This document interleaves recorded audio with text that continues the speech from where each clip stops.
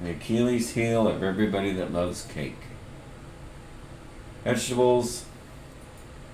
I'm trying to think of funny things to say about vegetables. Like 27, wait, how is it? 4,700 vegetables walk into a bar. Bartender says we can't serve you 4,700 vegetables. And the vegetables are like, why not? He says, as a matter of fact, you can't even go. You have to stay here. And the vegetables say, aw, why don't you just let us leave? I hate you. You get it? Let us leave. Because lettuce, Wear shirts with sleeves. vegetables. Huh? Lettuce sleeve. Yes, lettuce sleeves. Lettuce sleeves. Lettuce leaves. I think it's hilarious. I'm going to take a nap now because of that joke. I enjoyed that joke. And I always like to come into my stream when nobody's in the room. Because it's like dancing around inside your room with the lights out. I love it. So, vegetables. Love them. They range from sweet to savory, hard to soft. They're regional.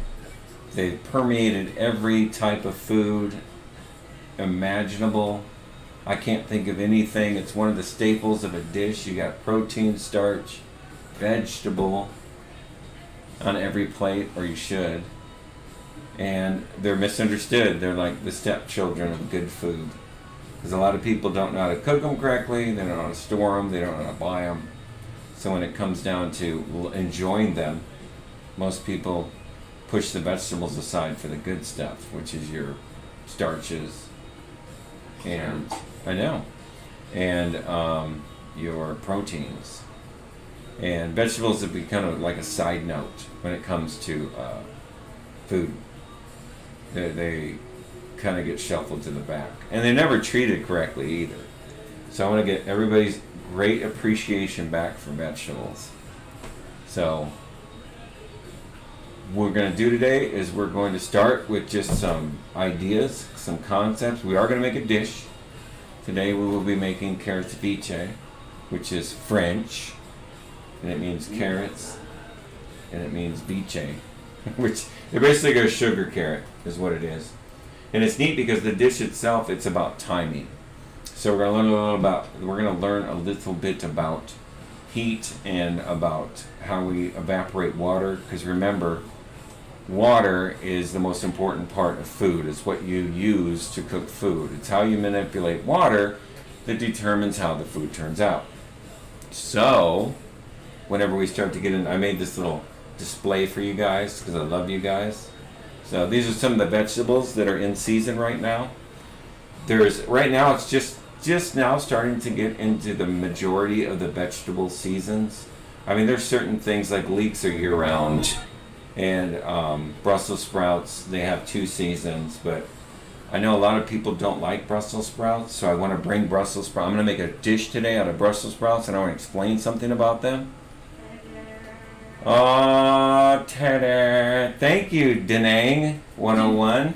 I super appreciate it. That is our first sub. That is our number 1 first sub. So I truly appreciate that. I really do. All of us do. Turn your damn volume down. I'm just kidding. Thank you so much. So Denang's first on the board, our first subscriber. I'm super excited. So, again, thank you.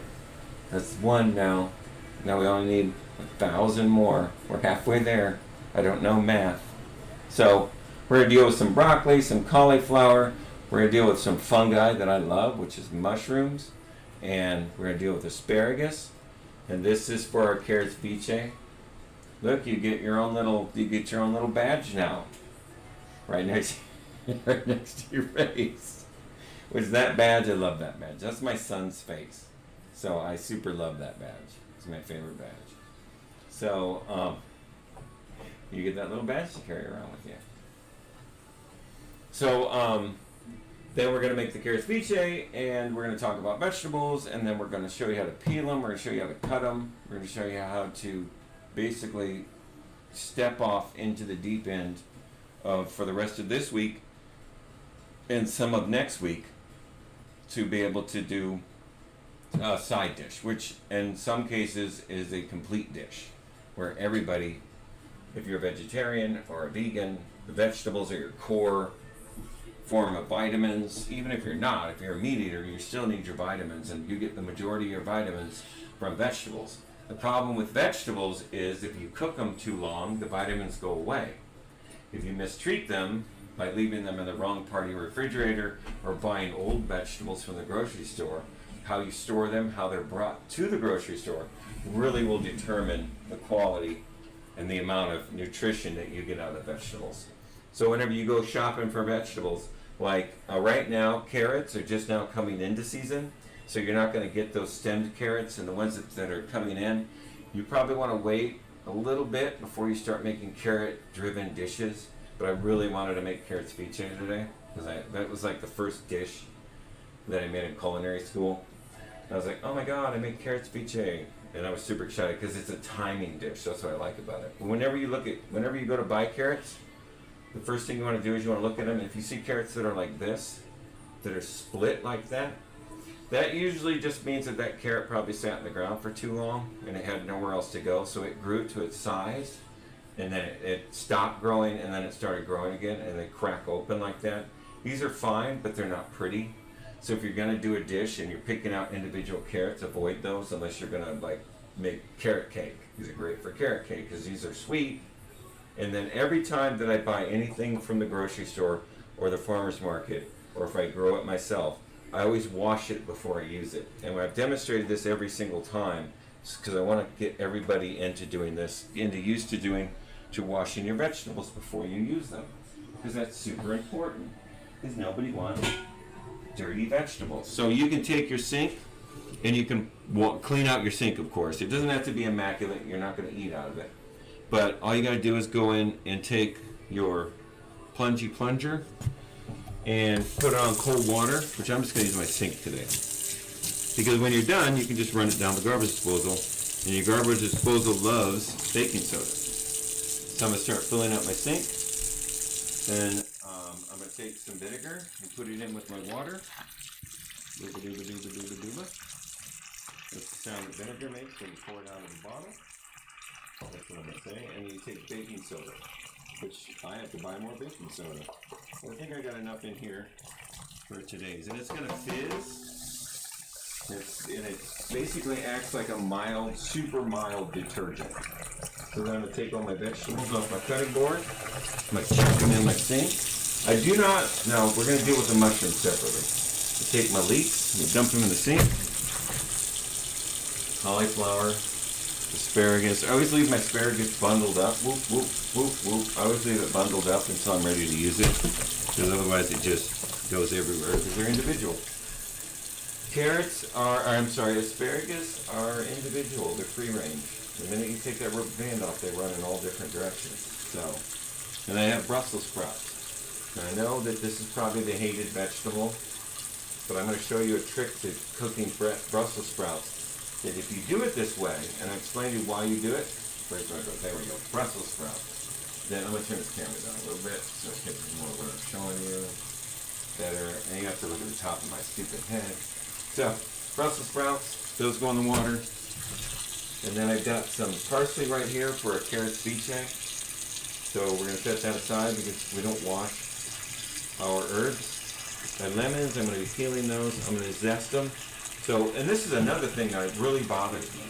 Whenever you go into a restaurant and you order like water with lemon in it, or if you order a tea with lemon in it, you know they don't wash those lemons, right? They just cut them and give them to you because they think that this is a carrying taste. So understand that every time that lemon comes out stuffed in your tea, 9 times out of 10 nobody washed that lemon. And the outside of that lemon is you might as well put it on the floor, cut it up and use it. So I always wash, even the lemons, I'll wash them because I want to put a little bit of zest in my ceviche to give it that punch of lemon. Then I got another stalk of broccoli that I'm going to cut up and show you how to do that so you don't get all those little broccoli hairs everywhere. Not hairs, but the little floret flowers. I always try and keep my cutting board clean. Because if you just chop it up, then all this stuff goes everywhere. So we're going to stick that in our water. And then while we're getting everything else ready and while we're talking, my vegetables are cleaning in a mild detergent of baking soda and vinegar. Now it won't flavor the vegetables, so the vinegar and the baking soda, you'll never taste any of that whenever you go to use them. But usually when I get stuff home from the grocery store, that's the first thing I do is wash them, and then I'll leave them sit out, and then they'll dry, and then I'll store them in the refrigerator. And you have a crisper bin in your refrigerator, so learn how to use it because it does actually affect the longevity of the vegetable. Now we're going to go on to these little guys here, my little favorite fungi. I love mushrooms. I do. That's enough water for that. So, a mushroom is basically, it's a fungus, and a lot of people think that it's grown in dirt, and it's not. It's actually grown in anywhere from wood chips to straw to compost. They're not grown in dirt because dirt soil doesn't give them enough nutrients to grow. So a lot of people are like, wash your mushrooms. My personal opinion is don't ever wash your mushrooms. You want to, if you have like dirty, if you get like whole bulk mushrooms, sometimes they look like that. They're a little bit more, they got a little bit more of that basically chopped up newspaper and wood chip on it, and you don't want to eat that, that's fine. But don't put water to it, because that's all a mushroom is it's a water, it just holds water in. So just take a paper towel and brush them off. You don't have to worry about the stuff on the outside of the mushroom. You really don't, because remember, E. coli comes from soil, and so you're not going to get sick if you just simply brush off the big chunks of dirt. Don't wash your mushrooms. And they have mushroom scrubbers and they have all this stuff, but honestly, just a little paper towel knocking off the extra big pieces of dirt. I called it dirt, but it's actually compound. Just knock that off. That's all you got to do. So we're going to do that real quick. Kind of give our mushrooms a little bit of a dust down, because I want them to be as dry as I can. Because remember, mushrooms, if I'm not mistaken, are almost all water. And by them being almost all water, and not only almost all water, but they have an umbrella on the top. So that skin that you see on the top of a mushroom is water repellent. It's water resistant. So you cannot get this to release its water unless you break that surface of the mushroom. So the only way that we can get true, hard, strong mushroom flavor is to either use a dehydrated mushroom, which you'll see in the packages in the store, which is great for making soups, or we have to find some way to reduce the water and get the water out of these mushrooms. And these mushrooms we're going to be using with the Brussels sprouts today, because mushrooms, the umami is so strong in them that they'll actually kill the acidic flavor. Oh, I almost dropped that one. They will kill the acidic flavor of the Brussels sprouts. They counteract. It's like peanut butter and jelly. It really is. You'll be shocked. You can serve these Brussels sprouts to anyone that hates Brussels sprouts, and they may not like them, but I guarantee you they will never hate them again, because it kills the flavor of that acidic flavor that's inside the Brussels sprout. So our mushrooms have been dusted off. They're good to go. I wouldn't do anything else to them. But now our problem is we have to find a way to permeate this umbrella that's on the outside of the mushroom that will not take, I mean, you can dump salt on this. It's not going to release the water. These things are designed to retain water. That's what they do. So if you take a simple knife and you just score the top of the mushroom, and you'll see this portobello, like if you ever get like fried mushrooms in a bar and it's crispy on the outside, it's slimy on the inside, it's because that water that was inside the mushroom had nowhere to go. So you have to get that water out. So I'll usually score them if I'm going to do large mushrooms. I'll sit there and I'll just lightly score that top. I just want to break that surface of that umbrella on top. But today's dish, we're going to be dicing them. Or actually, we're going to be slicing them. So I'm going to take my hone, take my chef knife, just like we do every time. We're going to hone our knife, not over our mushrooms like an idiot. We're going to hone our knife, get it nice and honed so that we can cut our mushrooms. And like I had said 100 times, I've never sharpened this knife. I've had this knife for 10 years and I've never sharpened it. I only hone it.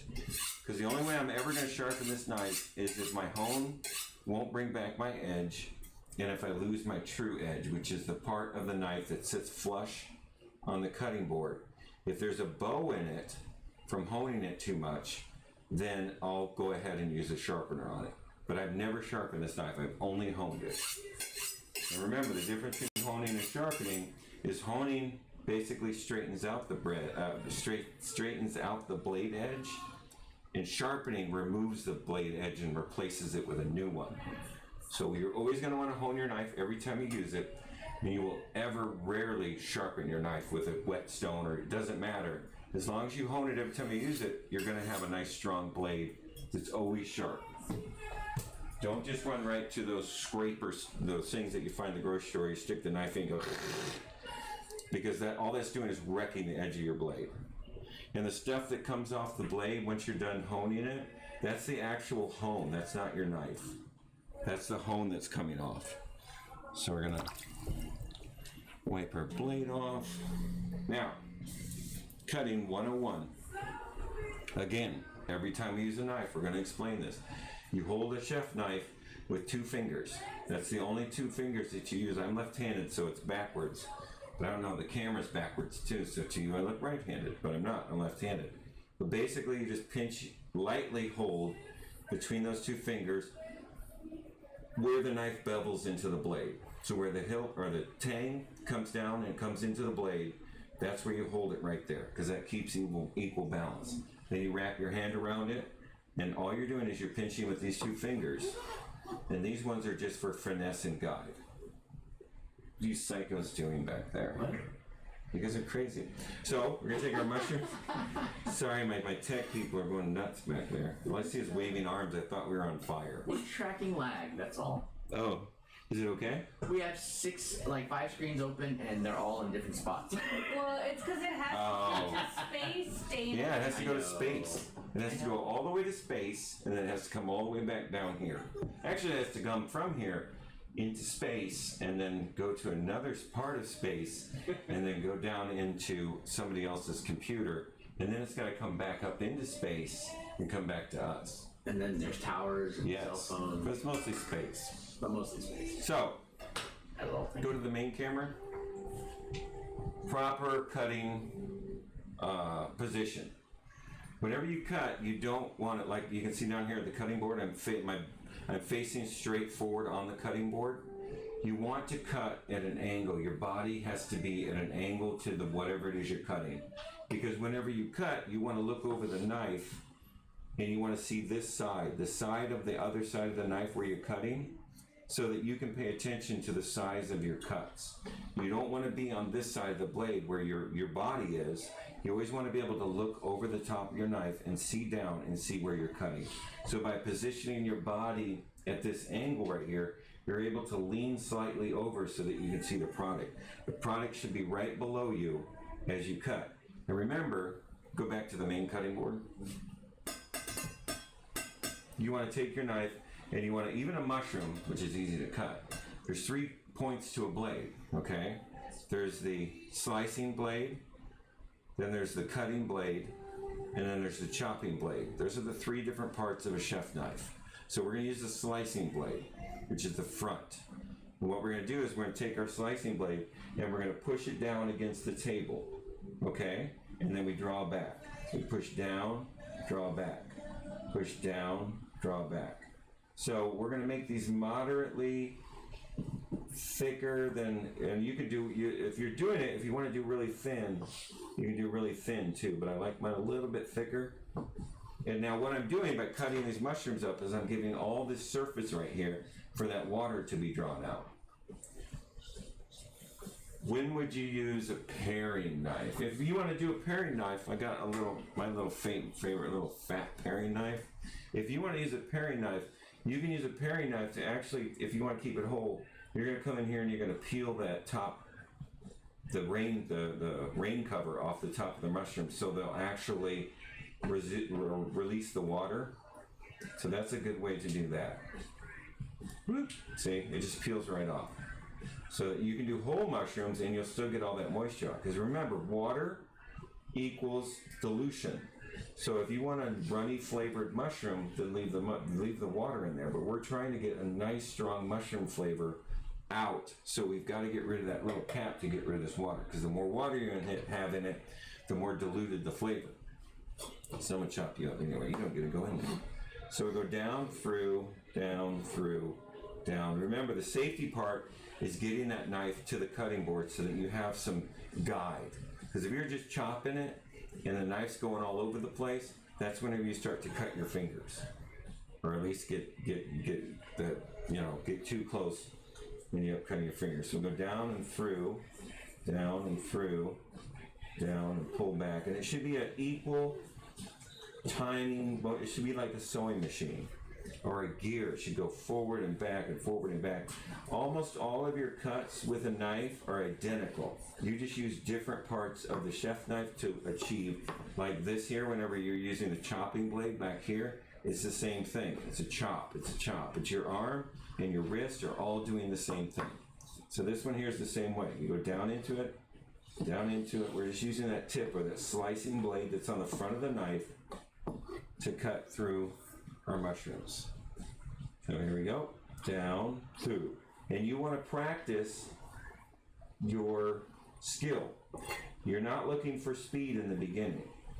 You want to be able to cut consistently the same thickness of mushroom, or whatever it is, potato, tomato, it doesn't matter. Your skill set comes from practice, not speed. Your speed will come. Once you do this enough, your speed will always increase. But in the beginning, when you first started using a chef knife, and you've got that thing tucked in your hand nice, you're only holding it with 2 fingers, and you're pushing through that mushroom, the knife's doing all the work. So you're not using a lot of wrist action, you're not using your elbow or your arm, you're just letting the knife do all the work. You're just repeating the same motion every time, and it becomes second nature, and then your speed starts to increase. So always remember, skill comes before speed. So this is the fun part. This is where you get to practice your skill set and improve your ability to cut any vegetable or anything really. You want to be able to have that same consistent cut, same consistent pull through the vegetable, no matter what. We're going to do the same thing when we cut our carrots for the carrots ceviche. But right now, all I'm trying to do is create as much surface on these mushrooms so I can get this water out of here. Because if you want a really bold, strong mushroom flavor, these are basically water bombs. And if you don't get that water out of there, they taste mushy, texture's wrong, and you just don't get that strong mushroom flavor. You're cheating yourself from that great flavor that is mushrooms. I got us some clear bowls, so when we do our mise en place, we can see what they look like while they sit there and wait. And these are good to just cut up. And now if you're going to store mushrooms, like let's say you buy a thing of mushrooms, and it usually comes in those plastic containers from the grocery store, what you want to do is you want to make sure you take that plastic off and at least let the mushrooms breathe. Because all vegetables give off gas, and that gas is basically accelerating their process of deterioration. So you want to be able to let them breathe. They'll last longer by letting them breathe. Some people take the mushrooms out and they'll put like a paper towel in the bottom of the mushroom holder so that it has something to absorb the water.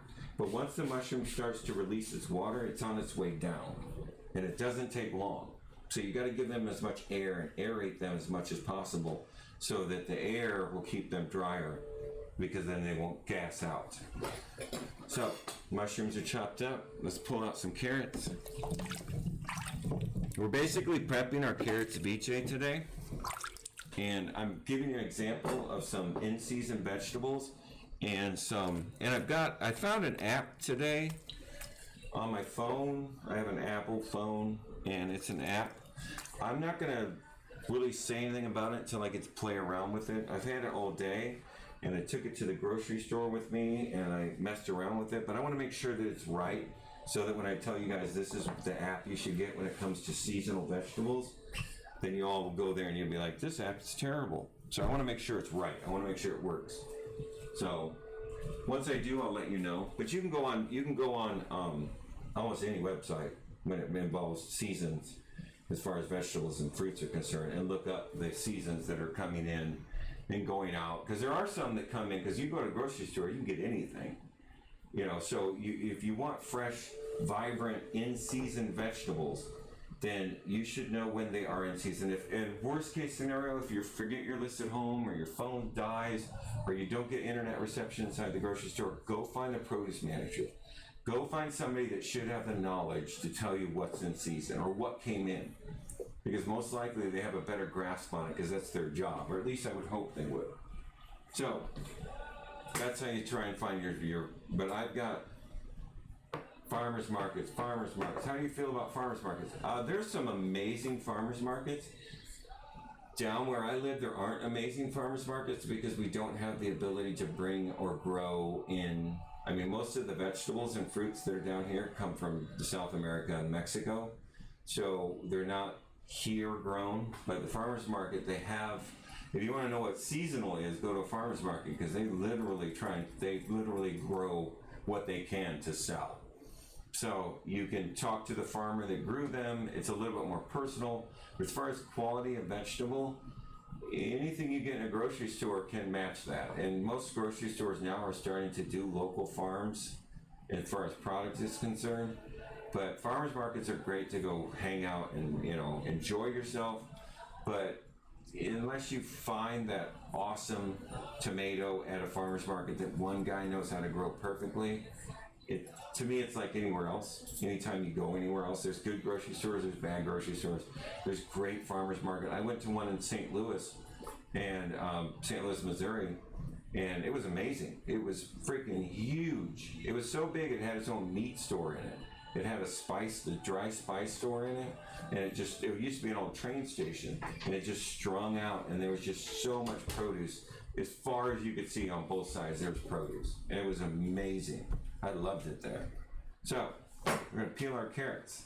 Just like I showed you the other day, I like the flat, straight peeler, because the other one that's T-shaped, you can't do this with. You can, but it's a pain in the butt. So, go to any restaurant that serves fresh carrots, and the people back there that are actually cutting the carrots, most of them cut it like this. And you do too. You cut it like this. This is how you peel a carrot, right? You can go fast to peel the carrot. You don't want to dig too deep into it, right? I'm peeling my carrot, shooting my little carrot things, which I'm going to save for stock because I love stock as much as I love carrots. So I'm gonna get me a bowl right there. There's my scrap bowl. It's everything that I'm cutting today. The leftovers are scraps. But I like to take my carrot and I'll put it on the table so that it stays in place. And I'll run my peeler up and down it, because these peelers have two blades, one on each side. One for a left-handed person, one for a right-handed person. So you just sewing machine that carrot clean. Saves you time. Same stuff comes off of it, and you can cut a carrot. I was working in a convention center, and I took one of the employees, and we did a bell pepper race. I wanted to challenge him because we were cutting up cases and cases of bell peppers. So I challenged him to a bell pepper race, and we had to basically cut the outside of the bell pepper off and get the core out and take the seeds out. And the only way that you could turn in a bell pepper was if there was no seeds on the inside of it. So we were chucking along. We went one case at a time, and he did really well. He actually beat me a couple cases. So I was like, all right, that's great. You know, you did a great job. And I said, now let's have a carrot race. So we went and each of us got a 50-pound bag of carrots. And he started out, got his little trash can, stuck his little peeler of the trash can. He started peeling like this. He's like, oh, he's going fast, he's going fast. And I sat the carrot on the table and I went, and turned it over and I went, done. And he's like, I quit. So we didn't get 2 carrots into it and he quit. And then from that day forward, that's the way he peeled carrots. It's just quicker, less hassle. Woo, What happened? Thank you. We got bits and chips. Thank you, BLK Bast. I probably said that all wrong. Thank you so much. Thank you. I appreciate that. I really do. Carrot peeling. Yeah. Thank you. Yeah, that's right. We can get sub now. We can get our bits. We can get all that stuff. We finally got our 50. We finally got all our paperwork filled out and turned in. So we are legit. I ain't going nowhere. You people are stuck with me now. Yes. So, yo, what's up on that much? I'm peeling carrots. Probably my third favorite thing to do with this thing. I know that's confusing. My third favorite.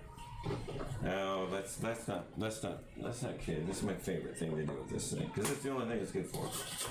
So we're peeling carrots. Ooh, 100 more big. Thank you. Oh shoot! I don't know. I'm gonna cuss. Careful. Thank you, sir. Oh my God, that's so great. Thank you so much. I really appreciate it. You say the others. Okay, well, they're probably food related, you know, because it does have this little tip on the end. You ever see that? On the end of these peelers, it's got this little tip. That's a pitter, by the way. It's used to pit, I believe it's a strawberry pitter, isn't it? You take it around, it's a pitter is what it is. But I've never done it with that because it's never sharp enough. And it just smashes whatever I shove it into. Is that like for apples? No, it's not a core. You never get that into an apple. Okay, I just think it's a pitter, with the core. and you run it around the outside of a pit.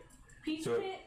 No, it's not going to get into a peach. So unless you do this. If you do this with it might get Then into your the middle peach of would be it. destroyed. Right. So we'll just say that that's my only thing that I do with this. Okay? We're going to care. Thanks you. I really appreciate it. I really do. That is great. That is so great. I really appreciate it. I do. That is awesome. What do you say, Tech, whenever they do that? What? Whenever they get Bits and chips. Bits and chips. Oh, more bits and chips. Oh, shoot. Thank you so much. Thank you. That is great. We're getting bits and chips all day long, folks. We are. I feel like a new lady. I feel like what's her name? I feel like what's her name? Julia Roberts. Yes, I feel like Julia Roberts in Pretty Woman. Yeah. He's I making feel it like rain. Pretty Woman. Thank you so much. Shake your moneymaker for him. So I he knows have what he's no paying moneymaker for. to shake. I have no moneymaker to shake. I was a stripper at one time, and No, all they did was No, you wait. weren't. Listen, I was a stripper at one time, but all they did was throw quarters, and they threw them overhand. That's it. Making it hail. Making it hail. I'm just kidding. I was never a stripper. So anyway, so now the carrots. You know, our carrots are nicely peeled. Remember, we clean them, so they're clean, peeled. So I don't cut this part of the carrot off because that's the part I hold the carrot with. So I start on the skinny end. And a carrot ceviche, now there's different ways to cut this. I know. I really appreciate it, though. I do. They made it drizzle. Yes. But the carrot, we're going to use the same technique. Push the cutting knife to the cutting board, and then we're going to use the slicing blade because these are hard vegetables. So or we're going to use the cutting blade. I'm sorry, cutting blade. So that second part of the knife, this part right here, is what we're going to cut the carrots with. Okay? So instead of slicing, because you can slice, but you end up pulling it back through, it's just a little bit more effort. So we're going to use a cutting edge. So we're going to go through, and we're going to just keep going through. Okay? And remember, our knife doesn't leave the table. So when we cut, we just go through, pull the knife back, cut, like a sewing machine. Get out of there, Karen. Okay? It's because we're looking down the other side of it, and we want the same size vegetables. Now, there's a way that you can do it that's more complicated, but it turns out a better looking dish. And that's, we're going to cut through it, and then we're going to turn it a quarter turn. So we cut through, turn the carrot behind there, cut through, turn the carrot, and what that does is it gives you like little chunks of carrot that are symmetrically the same thickness. Remember, I'm looking over the top of my knife blade because I want those same, but that's just a different style of cut. They almost come out diamond shape as opposed to the slice shape. And you'll see a fancy carrot ceviche has these type of carrots on it, and they're just prettier. I'm making carrot ceviche, BLK, and I'm also going to make Brussels sprouts and mushroom sauteed, and I'm just trying to get everybody's fear over Brussels sprouts because a lot of people don't like them. So I want to show you a method that will cook it, and even if you don't like mushrooms, you'll like this. So I love it, and every time I feed it to somebody, they go bananas. They just go crazy. So there's my core, goes into my stock pot. And you see how those are nice and they're little diamond-shaped pieces of carrot? And all I'm doing is while I'm slicing, I'm using the exact same slice, but stock pot, I'm just turning, here, I'll do it over here this way. So you can see I'm just using this hand, my off hand, and as I slice through, it's the same slice, I'm just turning my carrot as I'm doing it. Doing the exact same slice, I'm just turn it like halfway to a 3/4 of a way. Because all I'm trying to do is get those little bits like that. See that? So all I'm doing is, it's just a little fancy trick. People will be like, oh my gosh, your carrots are so beautiful. You'll be like, I know, I made with carrots and all I did was turn my carrot while I cut it. So I'm using my cutting blade, turning my carrot, holding it against the table.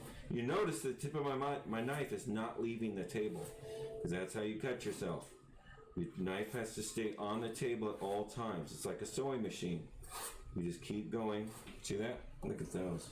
Pretty bits. Pretty bits. They're good with bacon. Carrots ceviche? Brussels sprouts. Oh, Brussels sprouts. That's a carrots ceviche. I guess. Yes, Brussels sprouts are good with bacon.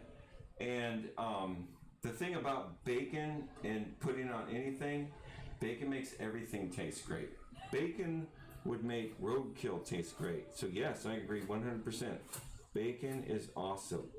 But if you're trying to just get that classic Brussels sprout flavor without that acidic cabbage flavor that comes with Brussels sprout, because that's really what a Brussels sprout is. It's like a tiny little sour cabbage, and a lot of people don't like it. You make Brussels sprout slaw. Try and say that 10 times fast. And I didn't say type it 10 times fast. But that's something else that you're like, it's bitter. It has a bitter flavor to it. And so what I want to show you today, and I do shrooms with a little butter and garlic salt.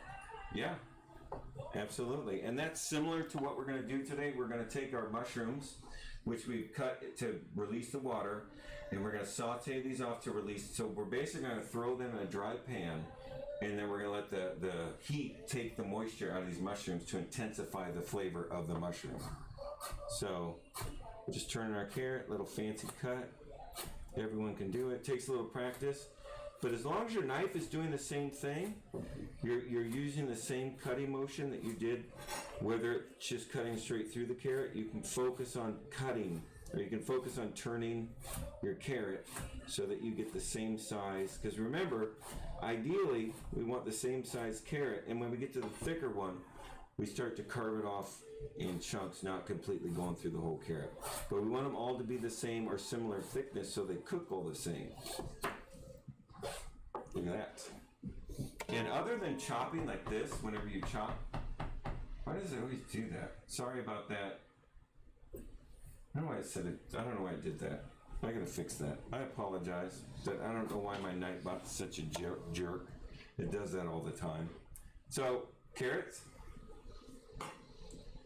But it flagged me. I know, I apologize. And that's something I gotta find that. The Nightbot. To fix it. You've got to go into, I believe it's in Stream Elements. Sorry about that. I apologize. Yeah, I got to calm down my bot. He was definitely not spamming. Yeah. Oh, thank you. I appreciate that.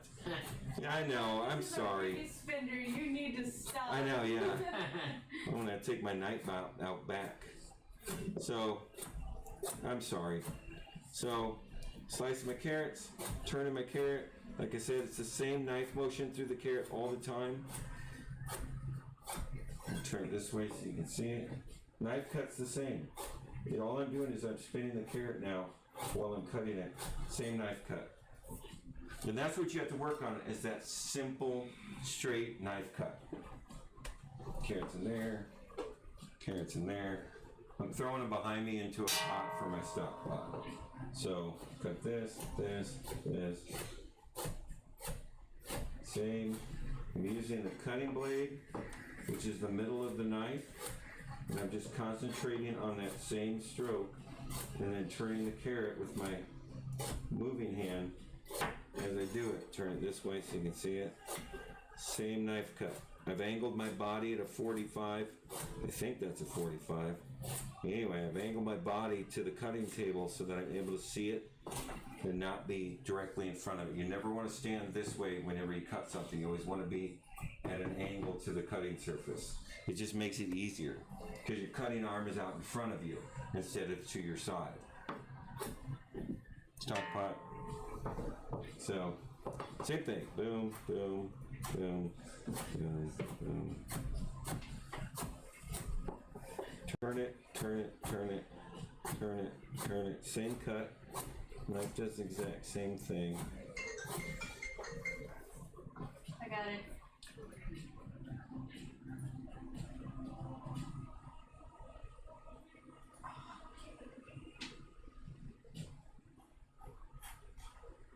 No, I appreciate it. Yeah. Anything you need help with, let me know. If as soon as you get the ability to stream, let me know. I'll give you 100% our support. I promise. Because yeah, it's weird, and it's you sit there and you talk, and you hope people are getting it, and you hope people listen, and all you can do is just push forward. So more power to you. This is not. Everyone can't do this. And everyone can't get in front of a camera and just talk their guts out and hope that somebody hears one thing that changes the way they do something. And that's why I'm doing this. So that one person sees a certain technique that I'm using and they change the way they're doing something to make their food better and to make their skill set better and to give them a better appreciation of food. Because that's the only reason you do this is for the love of food. Hey, Ashley, how's it going? Welcome. I'm making carrots biche, which is a French dish, which is basically sweet carrots. It's a timing dish, just showing everybody how to cut carrots, because it's carrots biche. We've already cut up our mushrooms, because we're going to make a mushrooms and Brussels sprout saute, which will blow your mind, so that if you don't like Brussels sprouts, I can show you a way to where you'll eat Brussels sprouts and you'll love them. And if you don't, then I will apologize in text, I promise. So, back to this again, almost done with my last carrot. Like I said, all we're doing is using the same knife cut, same cut for everything, no matter whether it be the mushrooms or for the carrots. All it is it's a repetitive sewing machine motion. It's all wrist. You're only holding the knife with 2 fingers. Okay? That's all you're doing. Did you fix the night bot? I think I did, but I'm not too sure. All right, Somebody spam it. Yeah, somebody spam my channel, see if the night bot got fixed. Go ahead. A couple of you. Be okay. Give me a spam. See if it kicked you out. Come on, bring it. Come at me, bro. Come at me. Did it work? Whatever you did last time. I hope it worked. So we're done with our carrots. They're beautiful. That's not gonna fit in there. We're gonna put our carrots in this bowl. So like I said, you want them to be uniform. You want them to be the same size so that they cook evenly. Now, carrots biche is one of the very few dishes that you get that is French that is actually a simple dish. Because most French food is way over thought out and way over practical. But this is actually More bits. yay! Thank you, and we fixed that stupid bot. Thank you so I just much. completely just destroyed it. It's gone. Did you? Oh, we killed our bot. Yay! Our bot's dead. Yay! Everybody spams us anyway. I know. We'll have to bring him back to life, but for now, I really appreciate it. Bot is dead. That's excellent. Hey, chill out. Stop spamming emotes. What the hell, bot? Come on. The bot has returned with a vengeance. Oh no, it's still there. See, the bot's back. We're gonna kill that bot just for you, BLK. It's dead. We're gonna take it out. Got a frying pan now. Got my carrots. This is a really super simple dish. So, carrots biche. Carrots biche is consistent of sugar. Yeah, right here. Sugar, carrots, pan, water, That's it. That's how you cook carrots ceviche in its simplest form. So we're gonna take our carrots, put them in our pan, make a nice even layer, just like that. And I want to, every time you cook vegetables, you should always taste the raw product. So grab yourself a little piece of carrot. That's pretty sweet. You want to determine, because you get bitterness in a carrot. This dish is basically making sugar carrots. So I'm not too worried about the carrots being bitter. And also, if the carrot in the middle right there, if it's green, you'll get a lot of bitterness too. But whenever, because right now carrots are in season, so they're really kind of just starting to get there. A month or two, they're going to be amazing. The carrots you get from a grocery store in a month or two are going to be great. So then you add cold water till the carrots are just covered. Right there. So you want to put just enough water in this to just cover the carrots. Okay, there, I know there's some sticking out a little bit. That's okay. Perfectly okay. Now we're going to take our sugar. I'm going to get a spoon. A spoon. Keep up with me, guys. Now I'm going to mine my sugar because apparently nobody. South Texas is humid, so you got to mine your sugar. I get some non-chunky sugar. We're going to start out with one heaping tablespoon, and we're going to sprinkle it in there. I know how much I'm going to need, so I'm going to put another one. I'm going to do a third one. Okay, I'm going to stir it a little bit. Then I'm going to take my spoon, and I want to taste it. And all I want is a sweet, like a sweet tea flavor. That's the amount of sugar I want. You can actually use a little bit more sugar. Because remember, water dilutes everything. So the amount of sugar I'm putting in here will exponentially become way stronger. Not just the sugar from the carrots, but the sugar from the dish. When that water starts to evaporate, then the sugar will come forward. Because remember, water just dilutes something. Plus, there's still water in the carrots. So as this dish slowly starts to simmer, yes, sweet tea, yeah, that's true. It is like sugar. That's good right there. It should be pleasantly sweet. It should be like Yankee sweet tea, okay? Which you guys don't even have sweet tea. I know because I live in Chicago. You go up to Chicago and you go, I'd like a sweet tea. And they point at the sugar on the table and said, there's your damn sweet tea. I know. So now we're going to put this on the stove. Now we're going to cook this. We're going to cook our carrot ceviche uncovered. So right now we're going to bring it up to about medium high. So we're going to, if you look at the electric stove, if you have a high is like 9, so in increments of 2, 4, 6, 8, high is 10. I've got it on about 6. So if you look at a clock, it's about 4 o'clock on your dial. Because all I want to do is start to bring that up a little bit. But we always cook carrot ceviche uncovered because this is a balancing act. This is an act between the carrots and the water. The carrots have to cook as the water evaporates, so when the water evaporates, the carrots at the end are cooked. It's basically this. So now, the way you stop this from doing it and getting out of control is you control the heat so that it doesn't go like this. Because if it goes like this, the carrots are raw and there's no more water. And then you start dipping in more water. But a perfect carrot ceviche should do this, and then whenever it gets to the point where the water is just about evaporated, it'll start to caramelize the sugar. And then you add a little bit of lemon juice to it and a little parsley, and I like a little lemon zest on top.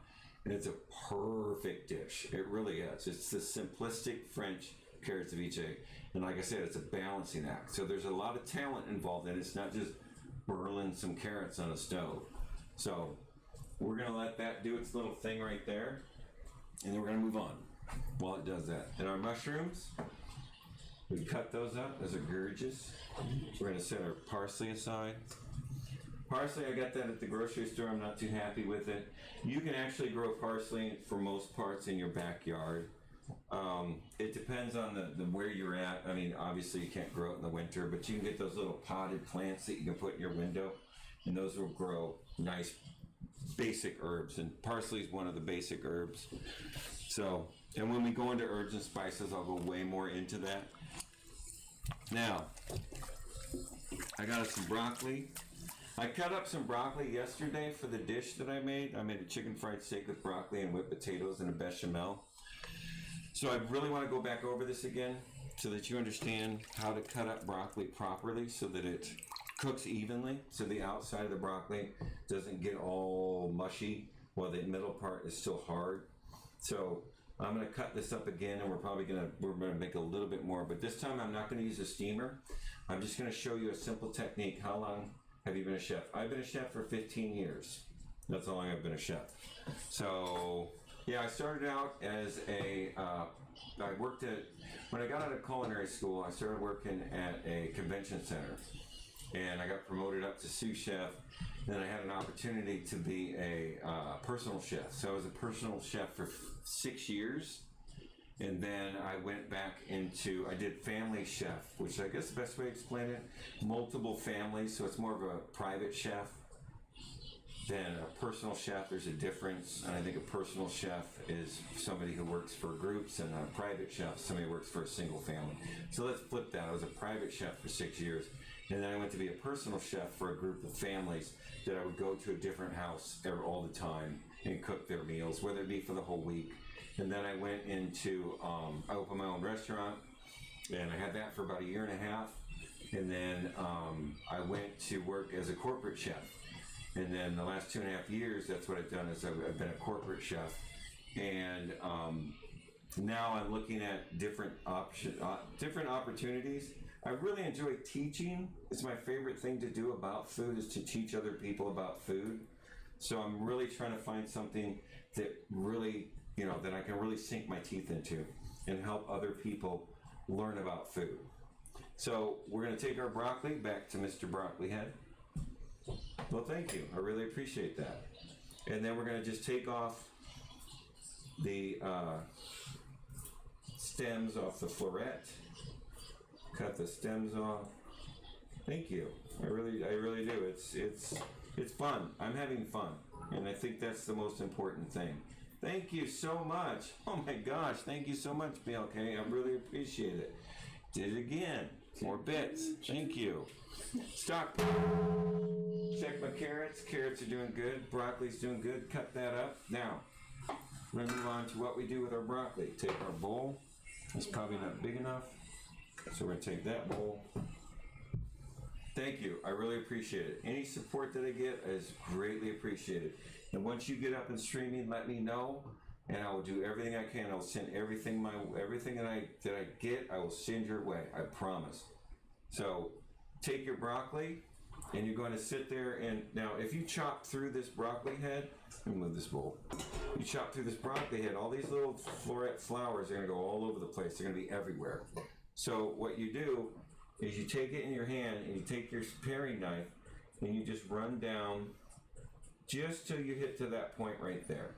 You don't want to cut all the way through the broccoli, and then you peel it. See, that keeps all the broccoli flowers, of the ends, that keeps them all on the broccoli. You paid for it, why not cook it and eat it? So you peel it, and nothing falls off. And you want to try and keep consistently the same thickness on the end of it so that it cooks evenly through. In the floret part, the top part, the flowers, they stay nice and crisp while this part cooks through. So I found the best way to do that is to split the stalk. And get rid of you. Go in the stock pot. Split the stalk and then pull. And once you get used to it, you just go that far, grab the bottom and pull. Once you get used to doing it, you can go really quickly through a bunch of broccoli. Peel, pull, push the knife in there until you get to about where the stems start to spread apart. Peel it, do it again, pull it, and then if you have to come on the back side and take a little bit of that off, that's okay. Same thing over here. Grab this guy, cut it in half, peel it. I hope this is entertaining. It's entertaining to me. I enjoy it. I do. I enjoy it. This is, like I said yesterday, these are some of the things that I enjoy most about food, is the simplistic cutting of vegetables. I really enjoy doing that. But that's all I'm doing. So I just want to split that stalk, peel it off. And you can see my cutting board, other than a few little stray guys that got away from me, is still relatively completely flour free. See? There's nothing there. Even if I do it down here, as long as I'm not cutting all the way through, and at the last part, when I get to the part where it all spreads out right here, I put the knife in there and I just pull, and it pulls that right off. And then whenever you cook your broccoli, one, you're going to be able to cook all the way through it. I'm a fat kid at heart, so keep going, bro. Thank you. Thank you. Yes, fat kids like cake. I like cake. Probably I'm also a fellow fat kid at heart. So we're just peeling our beautiful broccoli, not leaving any behind, because we paid for this broccoli and I want to eat all of it. That's why I'm not even showing you guys. I'm paying attention to my cut, and I'm not even paying attention to whether you guys can see it or not. See? Just peel it in half. Cleans it up. Push it down. Peel it in half. And like I said, if it's extra thick, do it a third time. Split it into thirds. These turned out pretty good. Like this guy's really thick, so I'm gonna start here, cut, pull that off, and I'm gonna cut again, pull that off. Okay, there. Broccoli is cut up, ready to go, and there's what I have left on the cutting board, which is virtually nothing. That keeps you from spraying all those little green flowers all over your kitchen. And I got good cut up broccoli, and it's not flying everywhere.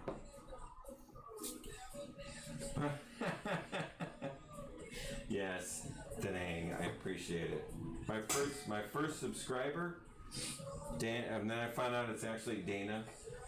Then I've been calling him Danang, but his name's Dana. So I apologize. I told you that. I know, but I apologize to him.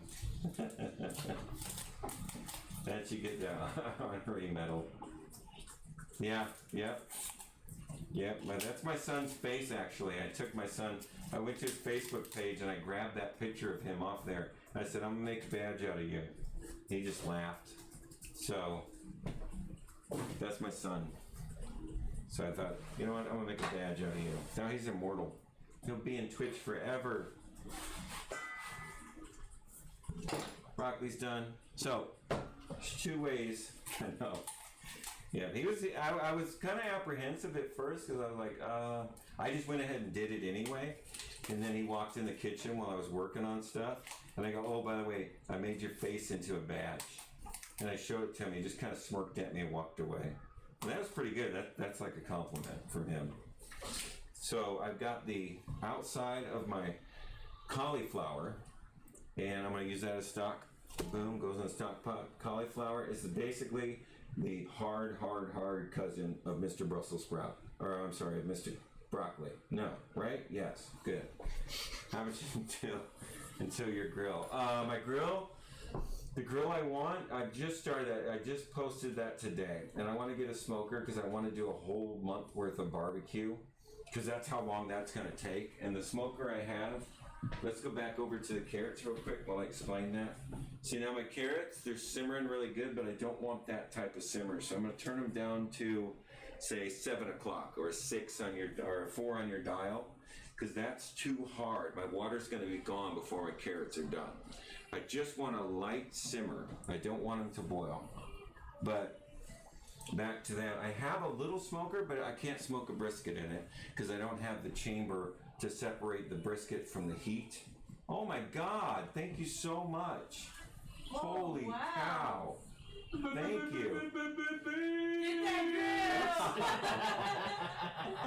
grill! Just record Dana doing that. I know.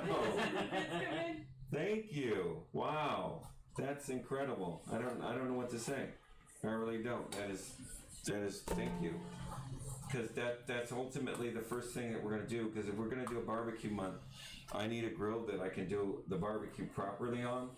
And it's going to take a smoker, and it's going to take a side pit. And the one that will fit for what I want to do is about $1,000. So that's kind of what my initial goal was, and we set that up to see how it would work. And thank you so much. I appreciate it. I really do. That's amazing. Thank you.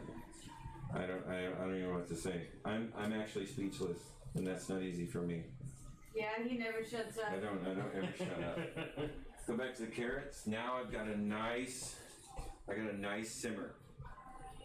If this was a rock concert, this would be the intermission when everybody's getting drinks. That's how much action I want to see going on in here. This is between the two shitty bands that came on. That's kind of the action I want. I want just a nice, calm simmer. Thank you so much. That is so great. I'm shocked. I am. So, all right. Let's do what we're doing. Let's do this. Cauliflower, same way. I'm gonna take it and I want to split that. Now these ones here, you can't really peel them because they're just gonna pop apart. But what I'm trying to do is I'm trying to eliminate the thickness of the stem. So you can actually do that by doing this and never pulling through, but just break those in half just like that. So we're doing the same thing that we did with the broccoli, but we're doing with the cauliflower, and we're just basically trying to cut down the size of the stem, because we don't want that round stem, because it takes longer for that to cook. Because even though this is bulky, it's going to cook twice as fast as the stem. So I've got to eliminate the thickness of the stem.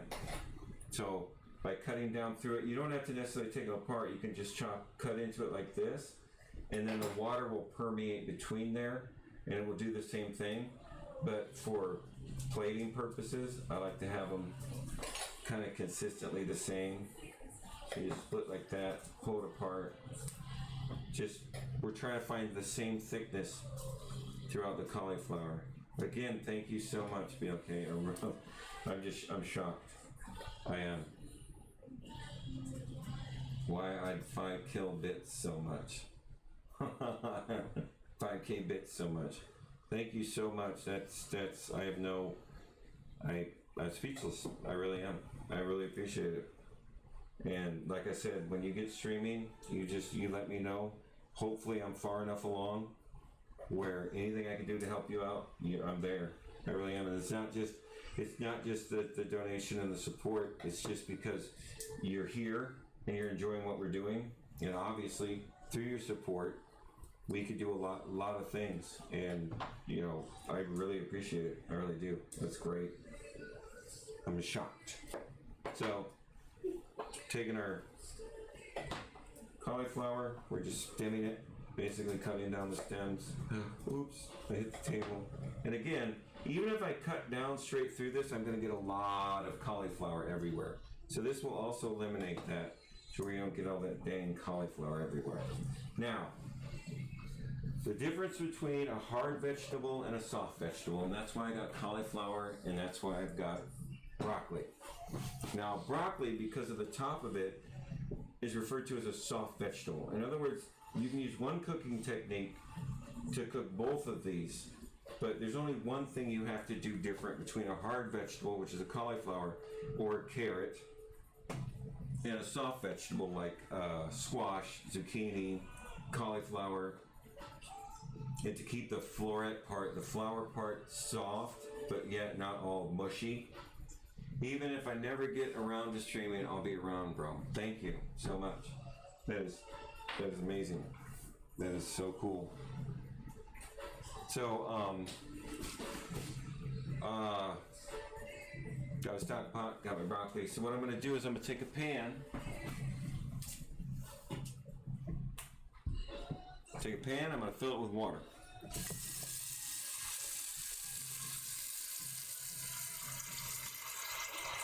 Doobie doobie doobie.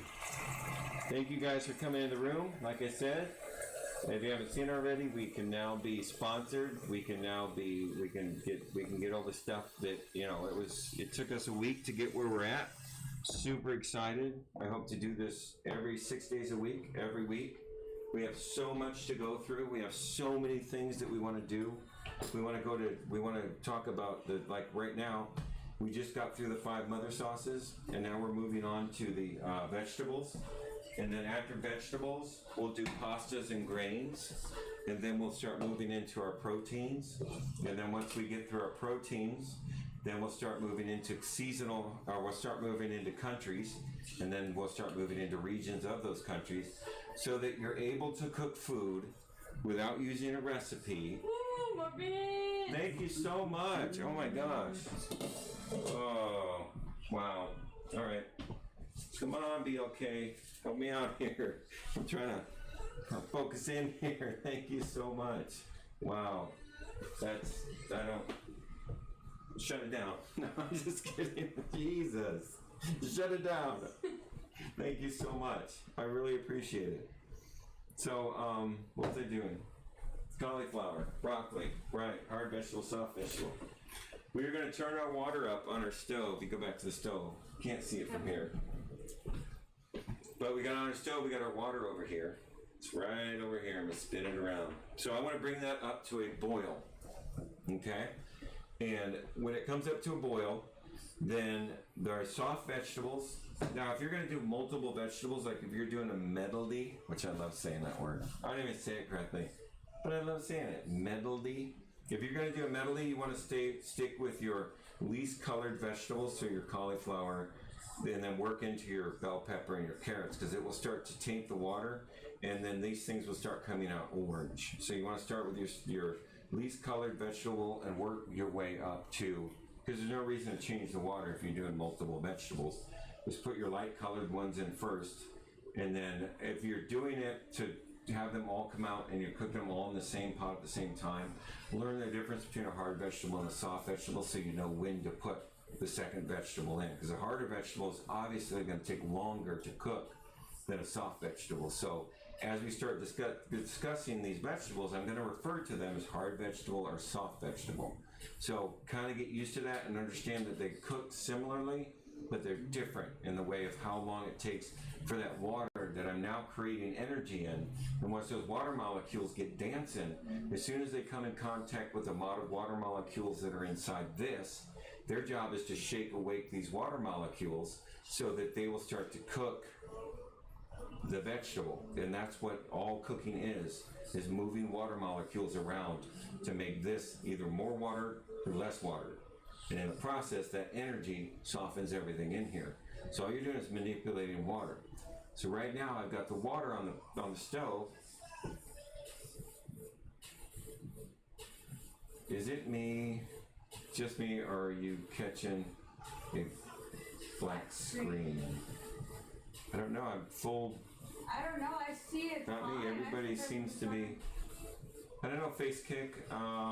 Everything seems to be running good. It got weird. Oh, did it get weird? Well, I apologize. It got weird. Yes, it got weird. BLK's made this whole thing weird for me. But in a good way. Yeah, I know, in a great way. Yeah, it said restart restart your app, question mark. So, on to my cauliflower. Cauliflower, hard vegetable, broccoli, soft vegetable. So if you want to cook the vegetable perfectly every single time, this is the 2 things that you have to do to cook a hard vegetable or a soft vegetable correctly every single time, okay? So we're going to cook our hard vegetable first, all right? And you're going to be shocked when I do this, and you're going to be like, there's no way that works. And then you're going to go home, and you're going to try it, and you're going to be like, oh my God, it worked. If you're at home, right now, you're getting out your pots and your pan, and you're like, I think it's full of crap, and you started filling it up with water, and you're over here and you're splitting your vegetables. I'm going to prove them wrong. I just am running around. I can't keep viewing at the moment, but I wish you the. Oh my God. I'm done. I'm done. God, BLK, thank you so much. I'm done. Done. Thank you. You are a superhero. You are. I don't even know what to say. Thank you. I'm speechless. There's Nightbot again. Face kick got popped on Nightbot. We're trying to kill the Nightbot face kick, but BLK boss, thank you so much. Okay, cool. All right. I think I friended you. If not, I'll make sure I do so immediately, as they say. Ooh. Be okay. Okay, I'll go do that right now. I think we're friended. Thank you so much. That is amazing. That is so freaking amazing. I'm, like I said, I'm shocked. I'm done. Done. Come back to our carrots. We're gonna check our carrots. They're a little bit harder than what I want, but I think they're doing good. Really do. Okay, back to this. I'm making a run back and forth. Broccoli, hard vegetable. I'm sorry. Broccoli, soft vegetable. Cauliflower, hard vegetable. Take a pot, put it on the stove. Bring that water in that pot up to boil, okay? And then the two things, this is how you cook a hard vegetable, this is how you cook a soft vegetable. It's identical. There's only one thing you do different, and you'll get a perfect vegetable every single time. Because this is about moving the heat inside that water to the point where it boils. 212 degrees on sea level, that water starts to move around really super fast. We introduce something that is at a dormant state, room temperature vegetables, so it immediately will slow that down. It will slow those water molecules spinning around like that. I could stream and drive. Oh, that's not, no. This is not very safe. Let's not do that, please. Let's not stream and drive. Let's just not do that. YOLO. I want to come see your stream, okay? No, you YOLO no. Okay? Yo no.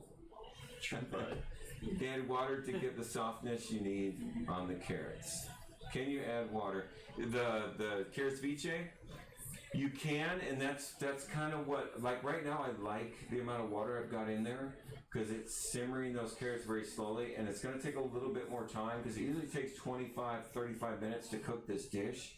So I think my water's right at about the right point. But yeah, if my water starts to get below the carrots, like substantially below the carrots, and I know that my carrots aren't done because I'll taste them, then yeah, you can cheat a little bit water in there. But the ideal dish is to have them both equal out at the same time. It's like a trick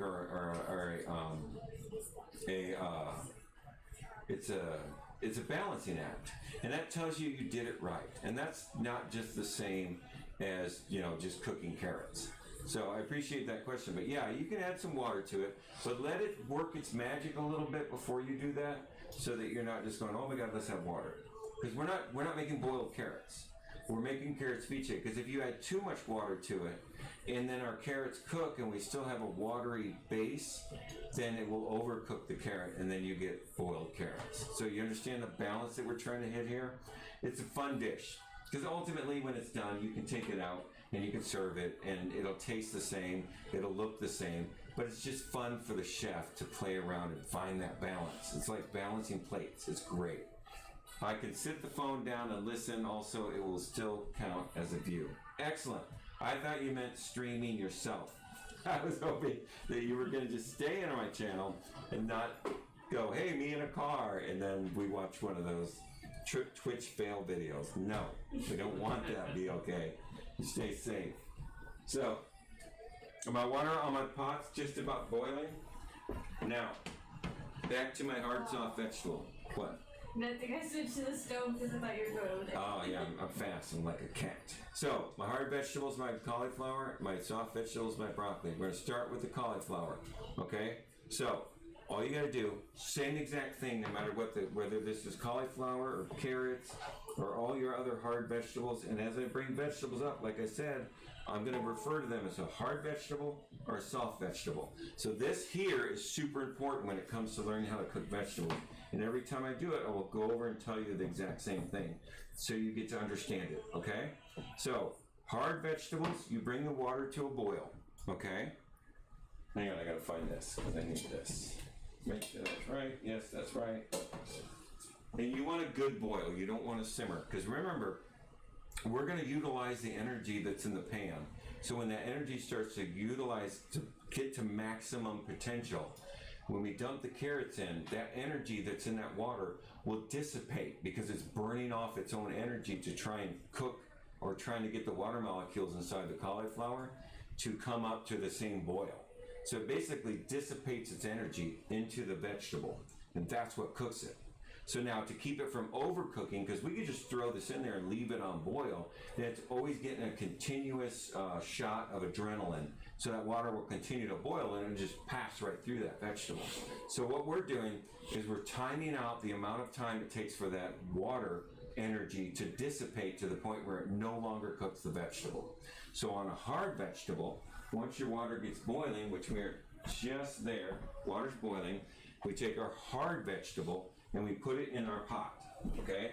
Now immediately when I stick it in there, it's gonna stop boiling. I know. Immediately when I put my I don't want to move my ceviche, it's doing so well. Put it on the front burner. Put it on the front back burner. All right, we're gonna do a burner switch. So immediately, whenever I stuck my cauliflower into, I gotta put that back there, it's way too hot. When I stuck my cauliflower into the hot water, immediately it stopped boiling.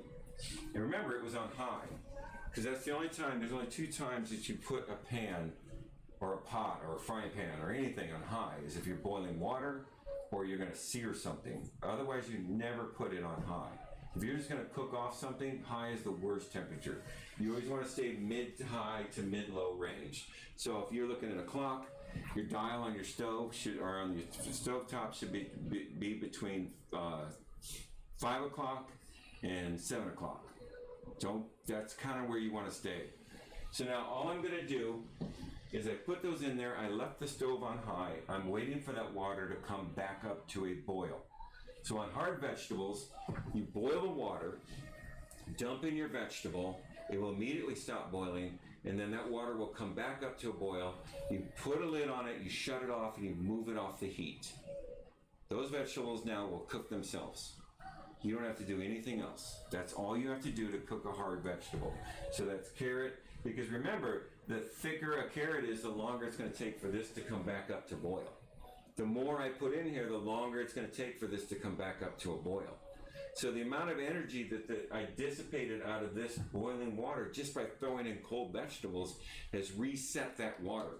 So now it's got to regain that energy to cook that vegetable. And as it's doing so, because it still has 212 degree, when I stuck those cauliflower in there, it was still 212 degrees. So whenever I did that, it brought the water temperature back down, but now it's fighting to get back up. And even then it started to cook the vegetable, okay? So on a hard vegetable, we put it in there and then we wait for it to come up back up to a boil, which is about where it's at right now. Turn this on, chicka, chicka, chicka. See, starting to boil around there. So as soon as I get it to come back up to a boil, or as soon as I get the pan to do anything, some action, but I want it to come back up to a boil. So I want it to return to the state it was when I dumped the vegetables in. So it was a nice steady boil. That's all I'm waiting for to come back. What are you guys laughing at? Did it come over there? No. Okay. Good, so I'm waiting on the cauliflower. There. Now my cauliflower is boiling, okay? See that? I didn't do anything. I didn't even stir it. I just threw it in there, waited to come back over the boil. I'm gonna take a lid, I'm gonna put it on the cauliflower. Dang it. I'm gonna shut this off and I'm gonna move it off the heat. The reason I move it off the heat is because that an electric stove, you can still see in the electric stove, well, you can go back. Far up there, here, wait, go back. You can see up here in the electric stove, that burner is still on. The camera is still picking up that coil being hot. So if I had left the cauliflower on there, it would keep re-energizing that water. I don't want that to re-energize the water. I want that 212 degree water that's left in there to expend all its energy to finish cooking these vegetables. And then once it gets down to the point where the vegetable is no longer cooked, then the water, energy in the water is dissipated. It's a balancing act, and it will cook your vegetable perfect every single time. There's no more guessing. There's no more worrying about it, how long you're supposed to boil it. There's none of that. This is the easiest way you'll ever cook a hard vegetable. And if you're all sitting down, this is how I'm gonna blow your mind, because a soft vegetable, you cook exactly the same way. The only difference is when you dump it in the water, you don't bring it back up to a boil. You just dump it in the water, cover it, take it off the heat, and it does the exact same thing. The reason the soft vegetable doesn't need that extra boost of bringing it back up to heat because it's a soft vegetable. So the energy that's in the water that's boiling is enough to dissipate through that vegetable and cook it, and then it expels all of its energy and there's nothing left for to cook the vegetable. I don't understand it. I assume it's chemistry. I assume it's science. I don't know. But after cooking thousands and thousands of vegetables, this started to become a pattern.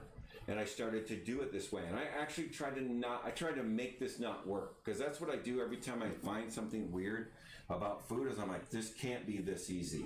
Cooking hard vegetables versus soft vegetables can't be this easy. So I took, and I've done this so many times, and I tried to make it not work. And every single time the vegetable comes out cooked correctly. So as we talk about soft vegetables and hard vegetables, no matter what we do with them, no matter what sauce we put on, no matter what spice or herb or what country we're cooking out of, this will cook every single vegetable you have, or every single vegetable you can get a hold of. This will cook it exactly that way. Just know the difference between a hard vegetable and a soft vegetable, and you're set. There's only two cooking techniques to cook all vegetables. So my carrots vice, back to you. We're gonna move them back over here. Move you over here. Ooh, stop it. Stop it, carrots vice. I think these are I've got about half of the water is gone in my vice. So I'm gonna taste my carrot and see where they're at, and this is gonna judge whether I put more water in or not. Perfect. Perfect. It's perfect. Oh, I love it. Now, let's say I'm at the point where there's too much water still and I have my carrots they're done, they're perfect, but I want my sauce to get a little thicker. You can turn up the heat a little bit and bring it up to more like a rock concert. Oh my God, the main band is coming out type of boil in it. You don't want to, you don't want to scorch, you don't want to fly it past there, but you can certainly help evaporate the water a little bit more. When they come out to tune the instruments. Yes, like whenever they come out to tune the instruments for the main band that you've been sitting there all day in the hot sun. This is the band. Right. And everyone thinks, hey, they got a new drummer. But it's just a roadie. That's kind of what the audience should look like. Hey, Cherry. Hey, welcome. Thanks for showing up. We are knee deep in this. No Wi-Fi on my phone. It acts up a little, and it's brand new. So sorry. Oh, thank you so much, Cherry, and thank you for the bits that you gave us earlier when we weren't here. Thank you. I appreciate that. BLK's been blowing up my bits, so I'm completely. Me and BLK are now best friends. We're going to go to the park. We're going to have a gelate at the park, I think. I think I owe him that. A gelate. A gelate. So today we're cooking, like I said, we're cooking carrots vice. We have that almost finished. We're discussing the difference between hard vegetables and soft vegetables and how easy it is to cook either one of them. And it's only one cooking method, and you only change one thing in that cooking method to cook all hard vegetables or all soft vegetables, and they'll come out perfect every time. It's buffering at the moment. Oh, your phone? I'm sorry. Be okay, hang in there. Hang in there, buddy. We're still going to the park and having a gelato. And then we're also doing Brussels sprouts and mushrooms, which is probably my favorite vegetable dish of all time. Re-got you. I was following before it messed up, so re-got you. Thank you so much. Thank you, Jerry. I appreciate it. So, like I said, why are you on? Hang on, my stove's back to the stove's on. All right, Brussels sprouts. We're moving on to them. Our carrots vice is almost finished. It's almost perfect. Actually, let's do this before our carrots vice finished. Remember, I washed my vegetables. I got my lemon. I better have my rasp. If I don't, then I'm not going to use it, because obviously I don't have it. I was going to get that out before, but I don't have a rasp. So I'm going to cry like a lady, because I don't have a rasp. I gotta turn this down. Calm down, carrots vice. Oh, so good. So good. So, we're going to... Why do I never have...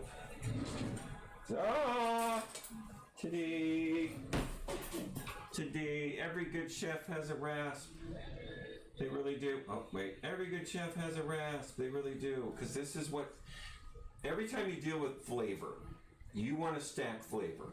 And the best way to stack flavor is the herbs and the spices, are the herbs that you put in the end. And if it has anything that's resembles something else, like an acid, which the carrots, the sugar has an acid, we want to punch that up a little bit. So the best way to do that is add something fresh and add it at the end. So whenever we're talking about herbs, we want them fresh and we want them at the end to complicate the taste buds so that the dish is even stronger in their mouth. So this little trick here separates between just boiled carrots and a nice, yes, like the high-rise apartment in Flavor Town. That is correct. We're going to take it to the penthouse of Flavor Town. That's where we're going. We're going to the penthouse of Flavor Town. We got our VIP pass, and it's lemon. Lemon's the password to get into the Flavor Town high-rise apartment VIP area. That's as wordy as I'm getting. So, carrots ceviche are done. Just want to get rid of a little bit more of that water. I'm going to take my lemon, I'm going to rasp out. Now, when you're rasping a lemon, you want to make sure you're just taking the outside. So it doesn't take a lot of pressure to get that lemon to give up the outside, but you don't want to break into the pitch, which is the inside of the lemon, the white part, because that's just bitter. And I'm just looking for a fresh lemon flavor to put on top of my ceviche. Just a little bit.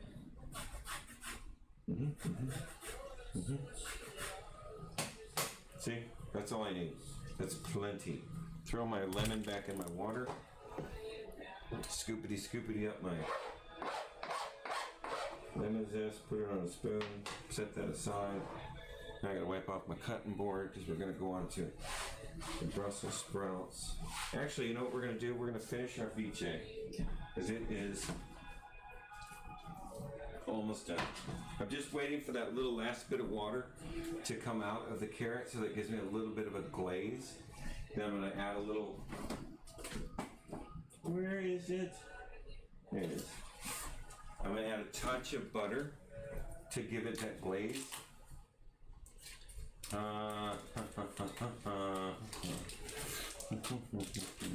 Going back to Flavor Town.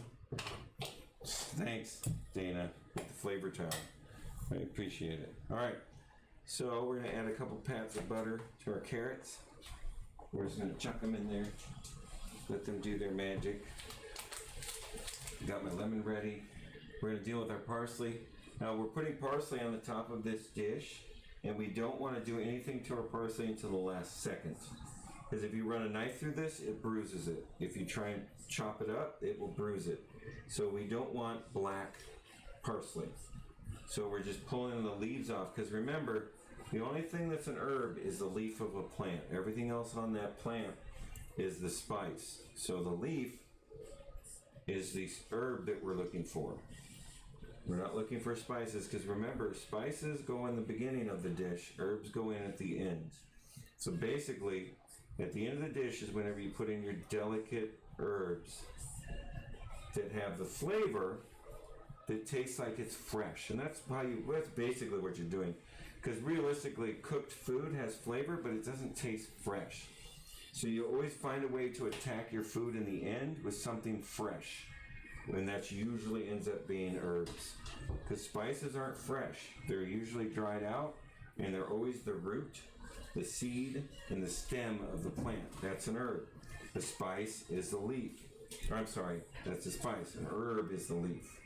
So we want to use our herbs at the last second just for that fresh, brand new, vibrant flavor. What is his name? That's Guy Fieri, the mayor of flavor. Oh my gosh. All right. You're going to bring in the F word. I understand. Bring up the F word. Yes. Hey, he's doing his thing. What am I complaining? I ain't got nothing to say. I'm on Twitch. But I'm not going to his Flavor Town anytime soon. I'm not buying an airplane ticket to Guy Fieri's Flavor Town. Not going to happen. So that's enough parsley. Set our parsley back aside. So carrot ceviche is almost done. Give it a little toss. A little toss. Now I'm just gonna I'm literally, I'm gonna give it a little more heat too.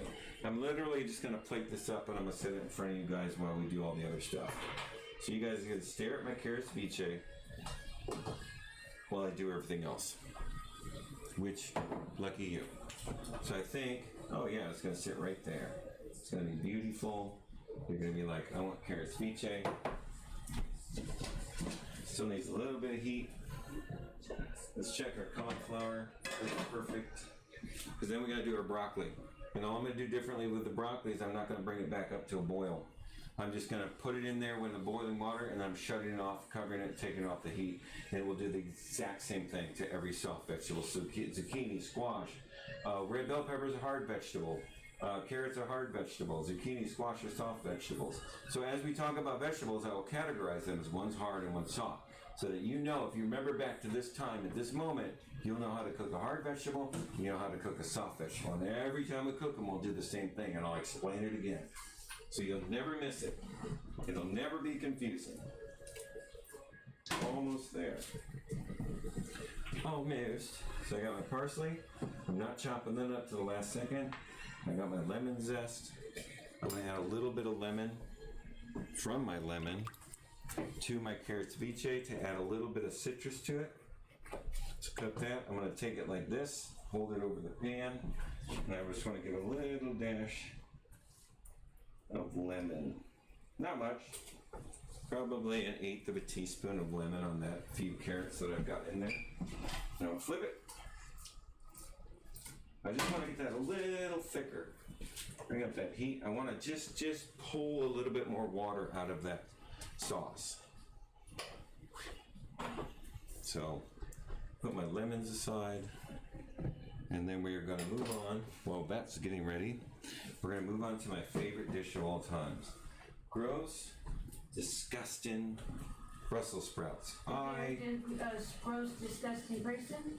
What? Because you're a gross, disgusting person? You love my Brussels sprouts. My Brussels sprouts, there's people that I've made this dish for that to this day, if anyone brings up the word Brussels sprouts, well, you never had his Brussels sprouts. And that's true. These Brussels sprouts are freaking amazing. So that's enough Brussels sprouts. Okay, so first thing we're gonna do with the Brussels sprout is we're gonna cut off the dirty end. And the Brussels sprout plant, I don't know if you've ever seen one at a grocery store, because I usually bring them in and they grow like looks like a whipping stick with little Brussels sprouts on the outside of it. It looks just like a torture device. And so I always love them, get them that way, because then you're not cutting off all these little skeezy ends. And whenever we use a paring knife, you always want to put the knife against the product, okay? And then you're gonna, with your hand, you're gonna saw till you get to your thumb, okay? Get as much grip on that as you can and just let the knife do the work. That's the super most important part about fine detail stuff. Let the knife do everything. Don't force it. If your knife's not sharp enough to cut through this easily, hone it so that it's sharper. Because even these little knives can be honed. So we're just cutting off that little gross little end because nobody wants that. It's edible, but it's unattractive. So we're getting rid of the unattractiveness. Oh, my carrot ceviche is done. I can hear it. It is done. Hello, carrot ceviche. Hello. Yeah, I'm gonna let it go just a little bit longer. I want just a little bit of caramelization with that sugar. So, Brussels sprouts. Into the pot you go. I'm putting all the junk that I'm cutting off the bottom into my stock pot. So I can make me a nice carrot flavored Brussels sprout stock, which will be freaking amazing for a soup. So how many people here like Brussels sprouts? Raise your hands. And I mean both hands, so we can count you as two. Is there a thumbs down? There is no thumbs down in my room. I'm sorry, you either like Brussels sprouts or you love them. Those are your two choices. There has to be one. Okay. I'm gonna call those dunsies. So, I'm gonna bring this over here, shut this off. Here, look at this. Look at those. Okay, let me push this aside. Now, There's a little bit of lemon in there. We're gonna take our new fancy decorative show plates that I got for you guys. We're gonna put our carrot ceviche in line, just like that. I need that pan for my Brussels sprout mushroom extravaganza. All right. Do you? We're gonna take, I do. We're gonna take our lemon zest and we're just gonna sprinkle it. Now I can zest this over top, and I probably should have, over top of my carrot ceviche, because my lemon zest is a little bit wet because I had it soaking in that water. But I'll get it. I also have the little tweezers that psycho chefs use, but I don't have those on me right now. But I was gonna kind of break it up a little bit. So I've got my carrots, and now I'm gonna give them a little toss through my parsley. Again, same cutting. I'm using the exact same cutting technique. I'm using a cutting blade, which is the middle, and I'm running it like a sewing machine. Same exact cutting blade. Now I'm using the back of the knife as a chopping blade. They're always the same technique for cutting something.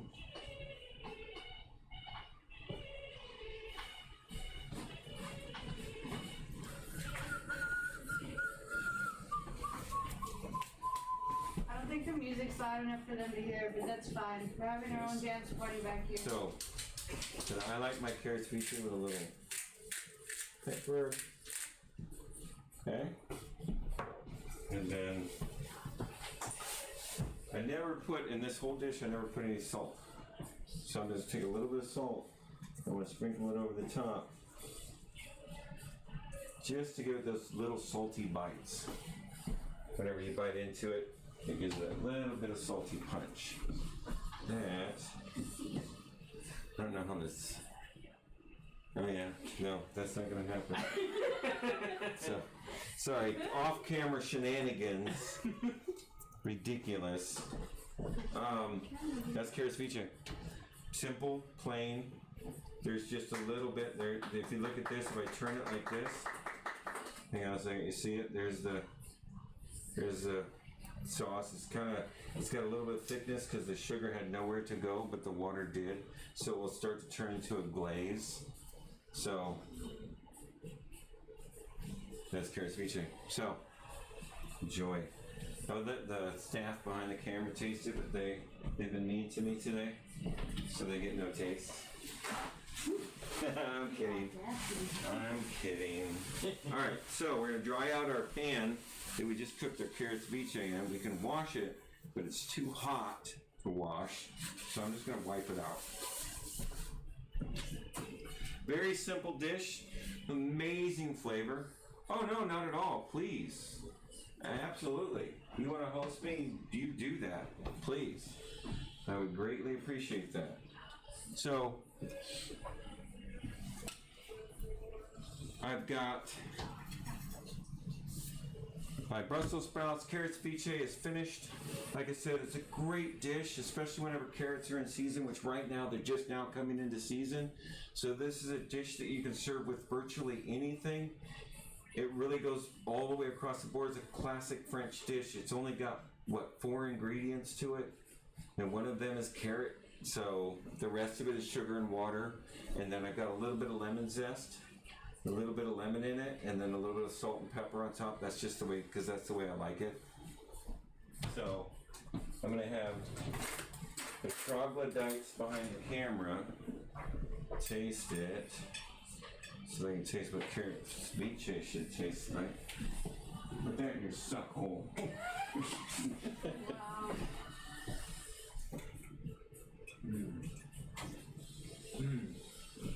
Wow. There you go. That lemon is so like Well, that's good. I don't know. It's just looks like a sweet lemon with the carrots, a little pepper. That's the best carrot I've ever had. Thank you, Ashley. Yeah, this dish is carrot ceviche. It's a classic French dish.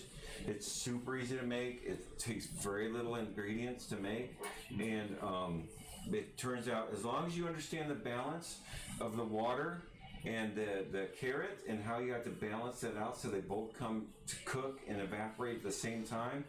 This dish is great, and I love it because it's a challenge and it's fun to play with. Because you can mess this dish up and it'll still turn out, but it will kind of let you know where your skill set is when it comes to being a chef. So I'm really happy to show that to you guys, and you can look at it. I wish you guys could taste it. Honestly, it's actually, for what as simplistic as it is, it's very complex. The flavors in it. So now we're going to do my favorite dish of all time, is mushrooms and Brussels sprouts. Now, I've already cut up my mushrooms, and for those of you who just showed up to the channel, this mushroom it's basically full of water. It's mostly water is what a mushroom is. It's mostly water. So you have to break the outside area to get water to come out of this mushroom, because their job is to hold water in. So if you don't break the outside of the mushroom, or where the cap, then the water that's in there stays in there. That's why you get those slimy, you go to a bar and you get the fried mushrooms, or what are they called? Fried mushrooms? Oh yeah, fried mushrooms. Fried mushrooms, they're always slimy on the inside. Yeah. It's because they don't properly address the water that's inside the mushroom. So the first thing I want to do is get as much, because remember, water equals dilution. So that's dilution in flavor, that's dilution in texture. So we have to control the water that's inside our product. So the first thing we're going to do is we're going to take this on the pan and we're going to bring that water out.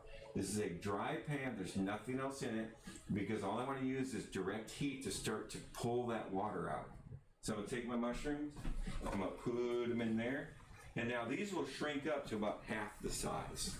So they're not even going to be the same size when we're done, but we want to get that water out of these mushrooms. So we're going to turn it on to about a 6 on your stove, which is straight down, and wait for those to come to heating.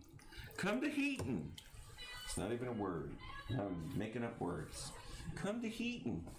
Sounds like a place. While we're waiting for it to come to heating, we're gonna. So how would you make a proper fried mushroom? Well, the best way to do it is to score the mushroom. So the top of the mushroom, this is a mushroom, obviously, Brussels sprout. You want to slightly score the outside of that mushroom so that that cap can breathe, and it will release that water while it's being deep fried. Because if you don't score the outside of that top of that mushroom, that water has nowhere to go. It stays inside the mushroom. So we're going to take our Brussels sprout on the cutting board and we're going to cut it in half. Okay? That's what we're doing to all of our Brussels sprouts. So hold on to your lug nuts. We're cutting in half. I know everyone hates Brussels sprouts, but honestly, if they're cooked correctly, and the reason that I cook Brussels sprouts with mushrooms is because the mushroom flavor kills the acidic flavor in the cabbage that is the Brussels sprout.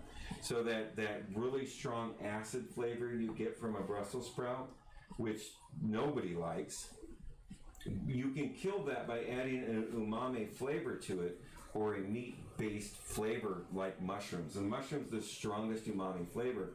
So I want to bring as much mushroom flavor into the Brussels sprout so that it will kill the flavor of that acid that's in the cabbage. It's a balancing act. Burns the crap out of my mouth, and then it burns the crap. That's why you get the water lava when you bite into them. Yeah, it's the water, exactly. Good to know. Exactly. That's why whenever you bite into a fried mushroom, it burns the crap out of the inside of your mouth, because you're basically biting into a trapped cell of water at 212 or up to 350 degrees trapped water. You're basically biting into a pressure cooker. And that's just water. Remember, all food is controlling the water that's inside the product. And I don't care what it is, it can be dried spaghetti, you're still controlling the water inside the product. And that's all cooking is. And once you figure this out, cooking becomes easy. It really does. Because you're basically, all you're doing is manipulating the water that's in the product. Even these Brussels sprouts have water in them. And I'm about to use manipulation to bring out the proper flavor in them. I'm not going to add to them. I want to play with the water inside of them so that it comes out to the right amount that I want, and then same with the mushrooms. With the mushrooms, like I said, they're water bombs. So I want to get all of that. I want to get as much mushroom water out of them as I can. And the nice thing about it, as it starts to take the water out of the mushroom, then it makes that water that is out there, it reduces it and redenses it, or that's not even gonna work. It reduces that water and it increases the flavor of the mushroom. So, huh? That's what redenses means. Yeah, that's what redenses means. So our Brussels sprouts are ready to go. All we're doing right now, we're gonna turn on our oven to 350 degrees. Start cooking to bake. Start. Oh shoot, there's like 40 things in my oven. Hang on. It's not getting bananas yet.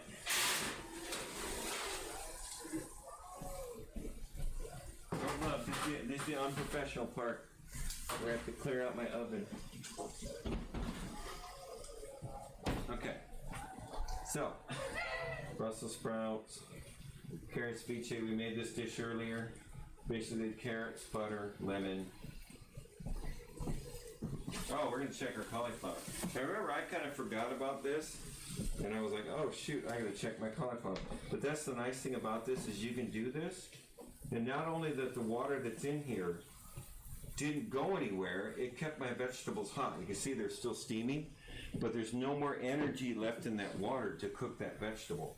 So just like carrot ceviche, they balance each other out. You see how I tied those two together?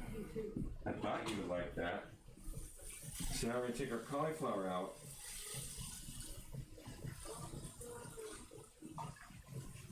We're gonna put that on the cutting board. We're gonna put a knife on it. Look at that.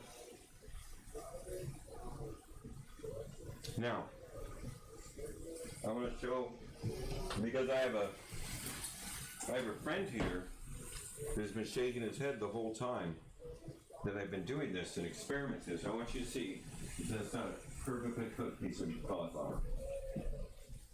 Perfect. It has no resistance. I mean, it's not like mushy, but when you bite into it, it has the perfect texture to bite through. Yeah.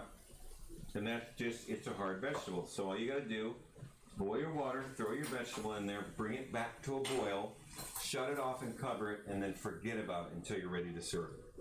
So what I'm gonna do with this, is what I like to do with most of my vegetables, which is keep it simple. You see my mushrooms are starting to reduce. They're basically, turn the heat down. I'm going down to about a 7 on my stove. Not 7 temperature-wise, but if you look at a clock, I'm at 7 o'clock right now because I want to bring it down. I think it's. Remember what I told you yesterday that cheering tells me a lot, and if I want to hear a sitcom laughter. I don't want to hear a golf clap, and I don't want to hear a rock concert. And I started to hear a rock concert in my mushrooms, so it was starting to get too much heat. So I want to stay right in that middle, like a sitcom laugh. Is where I want my vegetables to always cook. Anything I cook, and I'm just trying to cook it. Or like I said, extrude the water from it. I want to keep it at that simple, like sitcom laugh. That gives you a gauge as to what it should sound like while it's cooking. It's not smoking. It's got a nice sound to it. It's comforting. It's not screaming in my face. So, what was I doing? Mushrooms. Oh, I gotta dress up my broccoli. So, I'm gonna take my handy dandy notebook. I heard they're coming out with a new Blues Clues, which is freaking awesome. I know, I love Blues Clues. And my son watched it when he was a kid, so I kind of grew up being a closet Blues Clues fan. Well, of course, until Steve left. Well, that's everybody. They cut it off. Yeah. And whoever that guy was that showed up after him, like Fred or Chip. Dude. So, I'm going to take my hot cauliflower and I'm going to strain it with my cool spoon. Just bring that out. Now usually I could just run this through a colander, but I want to use the water to do my broccoli, which I'm going to do the exact same thing too. Now let's say that you're used to eating mushy vegetables. then remember, we were talking about this in the beginning. It's about nutrients. It's about maintaining the fiber in the nutrients in the vegetable so that you get those benefits for eating vegetables. And the flavor's stronger, and you can actually distinctly taste cauliflower. Whereas if you cook it too long, you lose the vitamins, you lose the mineral, you lose the fiber, and most of all, you lose the flavor. So it has a bite to it. It has a slight bite to it. But let's say you just can't stand a vegetable that's cooked a little bit closer to the actual ideal cooking temperature, or the cooking yeah. So you want to, I'm being distracted. I'm getting Blue's Clues jokes thrown at me. Well, I'm trying to concentrate on my cauliflower. Okay, I'm gonna take the water back out. Cauliflower escaped. Oh, 2 escaped. So, put that in there. And I'm gonna take my water back over here. I'm gonna bring it back to a boil. For my Brussels. Oh, Jesus, now I'm lost. So if you look at my mushrooms, cut some butter into this. Remember, again, I never did anything to this other than cook the vegetable. I didn't season it. Now, if I'm going to take this and I'm going to put a sauce on it, or I'm going to season it, or I'm going to take it to a specific country, this is when I do it. Now, if it's an herb, I'm going to bloom the herb so that it has a nice, strong flavor from the herb. My mushrooms are just about almost ready. But you can see they've pretty much gone in half. They're half the size they were when I started. And it smells like mushrooms. See that? Now I filled up the whole bottom of the pan when I started. And now I have half a pan left. So that's going to give me a nice, strong mushroom flavor. So let me finish my cauliflower. Now, cauliflower can be served just like this. I like to add a little color to it so that it has a little bit more than just a plain white palette. So, me personally, I'll add a little black pepper to it. Okay. And then, again, vegetables love lemon. So I'm going to add a little bit of lemon zest to it. And again, that brings out that vibrant, fresh flavor of the dish. Whatever vegetable you're using, I always hit it with just a tiny bit of lemon zest to bring out that strong vegetable flavor. It doesn't taste like lemon vegetable. It's just a little tiny bit. Just threw some on the floor. Nobody saw that. Just a tiny bit of, I'm going to add a little parsley to it for fun, because we're kind of sticking to that parsley theme, and I don't want this parsley to go to waste. Does parsley add flavor, or is it kind of just something that's there? It adds the last bit of flavor. It's like a palate cleanser, and it's got that fresh flavor. Like if you eat it, it's hard to explain other than it just makes the dish taste fresh. The mushrooms are about done. So the cilantro or parsley or the herb that you put in the dish at the end, whether it be basil or oregano, whatever it might be, it's there to create that feeling of just made, because you're getting that fresh herb flavor at the end.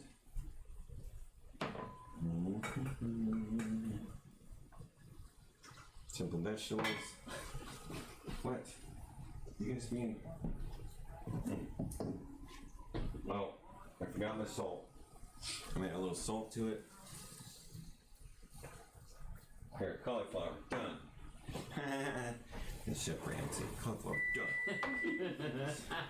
Alright, my alarm went off for some reason. Oh, my oven's hot. Good. So I'm gonna take this, which is just cooked mushrooms, right? The water has been reduced out of them. I'm going to add my Brussels sprouts to it. Stovetop time? Now my mushrooms have been reduced.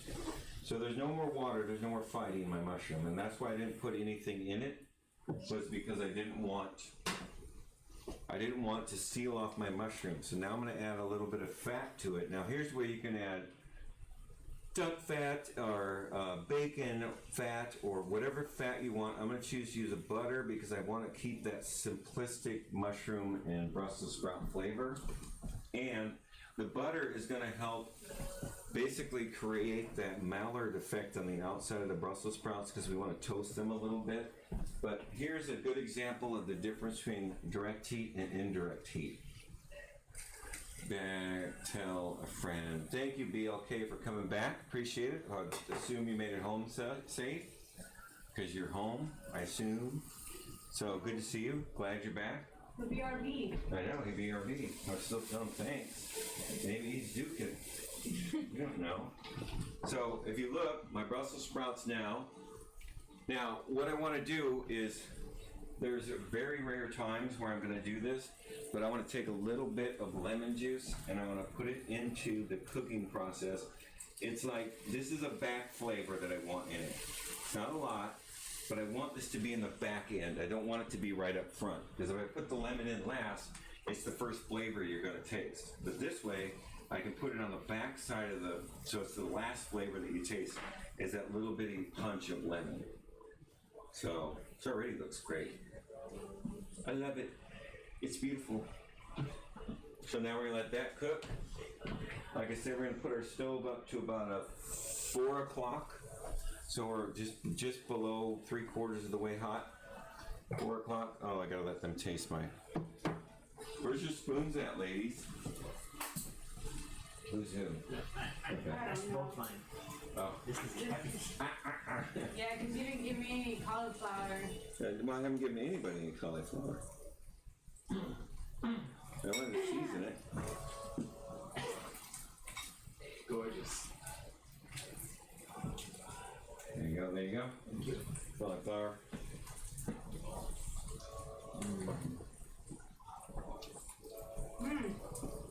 Is that lemon? Yes, that is lemon you taste. Oh. Like you weren't here through the whole Is that lemon? I'm reading my Jackie Chan book. But it's supposed to be techie. So, now I'm listening to the Brussels sprouts and they're probably making about just that perfect sound. I want it to be that little rock star sound. Turn it down a little bit actually. Starting to get a little out of control. All I'm looking for is it to start to pull out the water, start to affect the water inside the Brussels sprout. That's all I'm looking for it to do. So, our water for our, what the hell? The water for our broccoli is coming up to boil. Now, I did that to show you how to cook broccoli. Now, how to cook cauliflower, and broccoli is the exact same way. The only difference is cauliflower is a hard vegetable and broccoli is a soft vegetable, so you don't need that reheat. So whenever you stick the vegetable, the hard vegetable, into the boiling water, you have to bring it back up to heat. You have to bring it back up to a hard boil. Oh my God! Oh, be okay. Thank you so much. You're killing me. Oh, I guess our bot didn't kill you either. You defeated our bot. That's what you should be doing, is killing that bot. BLK is going to punch us in the face. Thank you, BLK. Use the psycho. Appreciate it. You and I are going to go to the park and have a gelate. That's what's going to happen. I appreciate it. Come on, try to concentrate. But thank you, I do. But come on, try to concentrate. But you look now, if you look at my Brussels sprouts, look in the camera. You see how they're starting to, like I got one right here. Can you see that one? He's got a little brown head on it. That's what we're looking for. It gives it that nice little color. And that's what we... Oh, you're in Pennsylvania? I don't care. We can still have a gelate. We can Skype a gelate. How's that? We will Skype a gelate. We're going to Skype a gelate. Okay. I added a little more butter to my Brussels sprouts. But you notice I have not salted them. I don't want to salt them until the end. I'm a firm believer that salt is a flavor additive only at the end. You don't want to start out putting salt in your dish because it runs rampant through everything. Not only does it change the molecular structure of the food you're making, because salt is basically a deterrent. It will get in there and start to break stuff down. So the longer you leave salt in a dish, the more havoc it reaches. but it also creates that barrier between the flavor you're trying to get and that initial punch of salt. That is so much more flavorful if you get a small, like if you take 1 grain of salt and you put it on the tip of your tongue, it just explodes. But if you take that same grain of salt and you put it in a 1/4 cup of water, you'll never taste it. It's the same thing with salt in food. You don't want to have to sit there and chase salt around. So I don't put salt in my food until the last second. I think it's just as important as putting in the herbs at the last second. I don't salt my food until the last second because you can control it. It's all about control. It's controlling the water. It's controlling the temperature and the heat. It's controlling the time. That's all food is control. You're controlling the water and then dictating how that water dissipates and molecularly changes the dish that goes from raw to cooked. So if you understand that, and that's something I'm just going to keep saying and saying and saying and saying. Thank you so much, BLK. You are freaking awesome. You are awesome. So I'm taking the Brussels sprouts and I'm allowing the water inside the Brussels sprouts to become neutral with the temperature of the pan. So that's all I'm trying to do, because once it gets to the point where I like the color, because remember, all I'm doing is using direct heat, which is the heat from from one single source. It's referred to as direct heat. Right now, my direct heat is the bottom of my burner coming up through my pan. So the top is a drastically different temperature than the bottom. So it's called direct heat. Now, when I stick it in the oven, I'm cooking it with indirect heat. So you use color, you use your direct heat to color things. Whether it be chicken or it doesn't matter, if you're going to color something or create a Maillard effect or caramelize something, you're changing the molecular structure on the outside of the food. So you're going to use your direct heat to color, and then you're going to use indirect heat to cook it. Okay? And that's super important. So all I'm looking for right now is a good color on my Brussels sprouts. Because direct heat that will slowly cook the food through isn't going to give you that crisp, outside, molecularly structured, changed food. Woo! That's a big, terrible mouthful of bad ways of saying things. So there, that's a good color. Look at that. Wait. Look at that. I'm gonna leave it on a little longer. I want a little bit more color on that Brussels sprout. My water for my broccoli is about coming up. Oh, I smashed my cauliflower into my carpet. I knew I shouldn't have dropped that. If I should have picked it up. Danger. I hope everyone's having fun. What's today? Wednesday? That's great. Hump day. All right, my water for my cauliflower is now boiling. No, my water for my broccoli is now boiling. How much is 1,000 bits in terms of cash? I think it's $10. Yeah, I think you're right. I know it's new to me, so I don't know, but I think it's $10. I think it's like the exchange rate's like 95, so it's like weird. Okay, I'm gonna take my broccoli. Now remember, so please. And you can't even see it because it's over here. So let's do this. Let's take our Brussels sprouts. And let's put in, I'm putting everything in the oven. Pan and all. Now a rebel. We're gonna move this over here. We're gonna turn this off. Remember, we're gonna get this to a boil. And as soon as it comes to a boil, we're gonna take our broccoli and we're gonna put it into our water. Remember, when we cut these, we cut them and we thin sliced and we pulled it apart so it wouldn't fall apart. Okay, yeah, okay, $14. So 1,000 bits is $14. Thank you though. I really super appreciate it. I don't know why, we gotta find out why didn't the barbecue, because he gave us 1,000 bits towards the bar. I don't know how that works. We gotta figure that out. Because they put it towards the smoker pit. All right, ready? It's boiling, correct? No? Not yet. We'll let that boil. I changed burners, so it changed how it came up.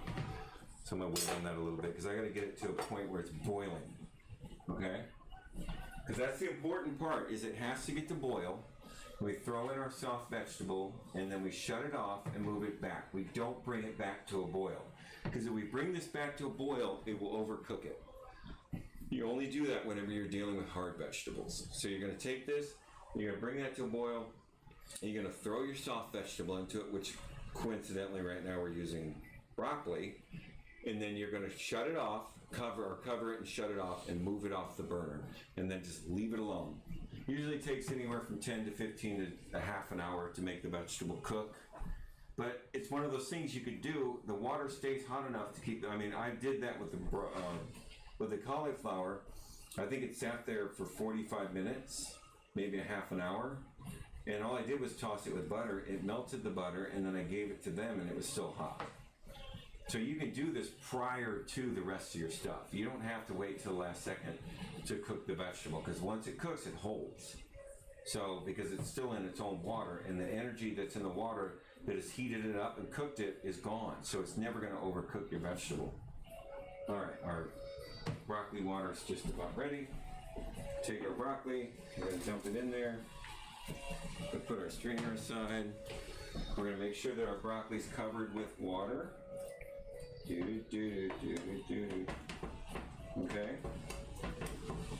Then we're going to take a lid. We're going to cover it. We're going to shut it off the heat. We're going to move it off the heat. That's it. That's all it takes to cook soft vegetables. That includes zucchini, that includes squash, that includes broccoli. All the vegetables that I refer to as soft, that's how you cook them. Oh, I know, BLK. I know. I'm shocked. I can't. Every little bit helps. Get it? Bit. Every little bit helps. Anything. We're doing this because we love food, and we're doing this because we really want people to get back to loving food, not just use it as something that, creates substance in them. I want them to appreciate it and really, really start to enjoy food. Not just making it or cooking it, or not just watching somebody else cook it, but really try and do it themselves. Because I'm a firm believer that everybody should and everybody can cook a decent meal. It's just a matter of learning why things do what they do. If I answer the question why, that's way more knowledge than if I just say follow this recipe or go to this website. I want to answer the questions so that when you come face to face with those things, you're able to take care of them yourself. It's all about damage control. I can cook, but not as good as. But it's a matter of learning. Oh, thank you so much, BLK. I appreciate it. I do. That's a compliment that I will take. And like I said, people who cook well aren't wizards. We didn't reinvent the wheel. All we use is factual, scientific things that manipulate from raw to cooked. And if you understand them, and if I can make them as simple as possible, if I can make them understandable, to where whenever you go to the vegetables and you're like, I know how to cook every single vegetable ever grown because it's either soft or it's hard. And they're the exact same technique, just one of them I let come back to a boil.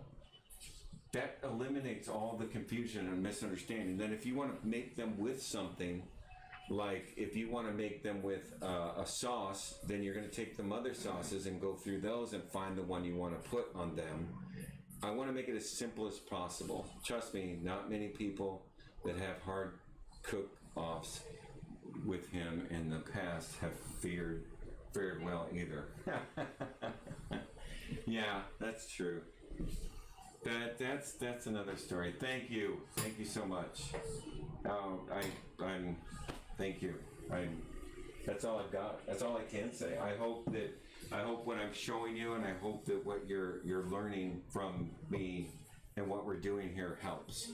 Because that's ultimately what I'm trying to do. Is I'm trying to make it where you guys want to go into a kitchen, where you get excited about it. Somebody actually texted me the other day, and they said they were super excited after the mother sauces, after I did the velouté and the espagnole, and they said they went home and they cleaned their kitchen, and they went to the grocery store because they were so excited to get back into the kitchen. That is the biggest compliment I can have, because that's bringing people back into that enjoyment and that simplistic. Do you only cook healthy, or do you cook a little bit of everything? Okay, I cook everything. Like I said, if we can get that barbecue, that smoker, I'm gonna cook some, I love regional food from all over the world. And healthy to me is a state of consumption. Healthy only determines by how much you consume. Really good food, really well-made food, your body doesn't crave the excitement of eating really good food because you're having it. So you tend to eat less. It's the dull, bland food that your body is consuming, but it's not getting that euphoria that you get from eating really good food. So when you eat really good food, you savor it. You take longer to eat it. But if it's just subsistence to try and keep you alive, you'll pack in a lot of food. So healthy to me is irrelevant in the terms of it's about consumption.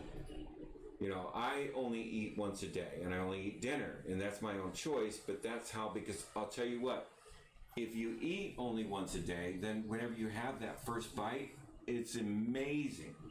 I mean, the simplest thing should have such amazing flavor. And if you don't, I cook almost 5 days a week, or 7, depends on how I feel. That's amazing. That is great BLK. That is the best thing you can do. And it's not about substance. It's not about filling our guts. It's about enjoying what we're putting in our bodies and utilizing the energy that is being given to us to make it through the rest of our day. So it can be something small and be completely decadent, because when we get into desserts and cakes and pies and all of that and breads and all the stuff that they say is not good for you, I don't care what you do. If you eat a loaf of bread, it's not going to be good for you. But making bread and smelling it and then tasting that little bite off of a piece of bread it just changes the way you see food. And you made it yourself. And that's the same with desserts. They're decadent. If I ate a whole pie, that's probably not good for me. I'm assuming. But if you make a pie well and you feed it to all your friends and family and the people around you, and they're like, oh my God, this is the greatest thing I ever ate. I made the chicken fried steak yesterday, and somebody who in the house, they ate it, and they said I wrecked chicken fried steak for them. And they went home and they're re-watching the video that I posted for the chicken fried steak so that they could make it. So that's my compliments. That's what keeps me going, is that it's not rocket surgery. This is complete, easy to understand, simple ways to make food. And it's all about quality. And you may not have the greatest ingredients. You may not be able to afford the high-end truffle oil stuff, but you can still make an honestly good dish. Like that carrot ceviche is amazing. It's complex, it's got great flavor, it's got great texture, and it's 4 ingredients. And it's an amazing dish. The cauliflower has that, butter, salt, and a little bit of parsley and a little bit of lemon zest. Thank you. Thank you. Thank you. BLK's killing me. Huh? Oh, you want a straw? What? Straw? Oh, here? Where are they? Tech's asking for a straw. I see forks. Where are they? Down there? Oh, shoot. Uh-oh. Tech got in the camera. Look, everybody. It's Tech. Look, everybody. It's Tech. Tech's here. Tech's here. Look. There's Tech. Tech made it into the room. Who is Nightbot? Nightbot is a program that runs like intermittently. It's supposed to stop people from doing things. It's supposed to encourage people to donate. I don't know, we kind of put it on there and it's kind of ran its own life. So we got to find it and kill it, or at least tame it, so that it's not killing people that cheer in the room. What, huh? I think it might be tamed. We took the moderator status off of it. So okay, I think we killed it. I don't think you can ban it. It still talks, still him. but I don't think it banned him. Oh, okay. Yeah, it gives them timeouts. Yeah, I know. But I hope we killed it. Or at least I hope we tamed it. Neutered it. We were trying to neuter our bot. It's one of those things like, no, because people come in and spam your room and put a bot in, and then you do it, and the bot's like, no, I own your channel. I'm like, dude, he just donated a shit ton of bits. And you're like, I will take him away. The S word. I know, I did. I'm sorry. I said the S word. Super. So my broccoli's cooking. It's doing its own thing. I don't have to do anything with it. Now I can do other stuff, which is what I'm going to do. I'm going to move on to the next thing, which is asparagus, which is now in season. Asparagus is a hard vegetable, okay? And what I mean by that is if we cook this in the same manner that we cook the cauliflower, it should come out perfectly. Now, this is what dictates what cauliflower. I'll show you something. This is really cool if I can find it. Can I find this? Can I find this? Do you know where it is? No, I don't know. I'll show it to them later. They'll see it. You eventually can see it. I have a rubber band. I take every time I cut a piece of cauliflower, or I'm sorry, a piece of asparagus, I take the rubber bands off of that asparagus, and I've been making a ball. And I've been making that ball I made one, and then I moved from being a personal chef, and I misplaced it. So I started another one. And I've got a ball that's probably 12 years old that is made out of these single rubber bands from each asparagus that I've ever cut. So when I find it, I want to show it to you. So I have to save these because I'm cutting the asparagus. Now I can't take asparagus rubber bands from somebody else. If somebody else cut them, they're like, oh, here's these asparagus rubber bands. I don't put them on this ball. But you'll see whenever I get the ball, it's somewhere around here. Shouldn't be too hard to find. But I'll show it, and then I'll explain it. And it's just something that chefs do. Well, at least this crazy chef do. Asparagus good. I put it on a cookie sheet with a little butter, fresh garlic, and Parmesan cheese on it, and cook it in the oven until crispy. So yummy with butter, garlic, shrimp sauteed in a pan. Excellent. Yeah, BLK. That's. And what you're doing there, I don't know if I'm not trying to, but what you're doing there is you're controlling the water that's inside the asparagus, but why it goes so well with those things is the first thing you see let me just break down BLK's recipe. He puts a little bit of butter. Now butter acts as a softener to acidic flavors, okay? So the butter is combating the acidity that's in the asparagus, because all he's doing whenever he puts it on a sheet pan and puts it in the oven is he's creating indirect heat to cook this from all the way around, and it will start to bring out the acidity. So you have to attack that acidity, so he's doing that with butter. The garlic itself, once it starts to get into an oven, it gets permeated with indirect heat. It turns sweet, actually. So it's not bitter, so it pretty much brings on the sweet flavor. The Parmesan cheese is that salty flavor that he's looking for. So he's putting the Parmesan cheese on there to not only bake it and give it a little bit of crispiness, but it's bringing that salt into the flavor of the asparagus. And then whenever it gets crispy, that's not only the asparagus crisping up because of the butter and the indirect heat, but it's also the cheese, the Parmesan cheese on top of it. So you basically, and then again, you look, he's putting butter, garlic, and shrimp.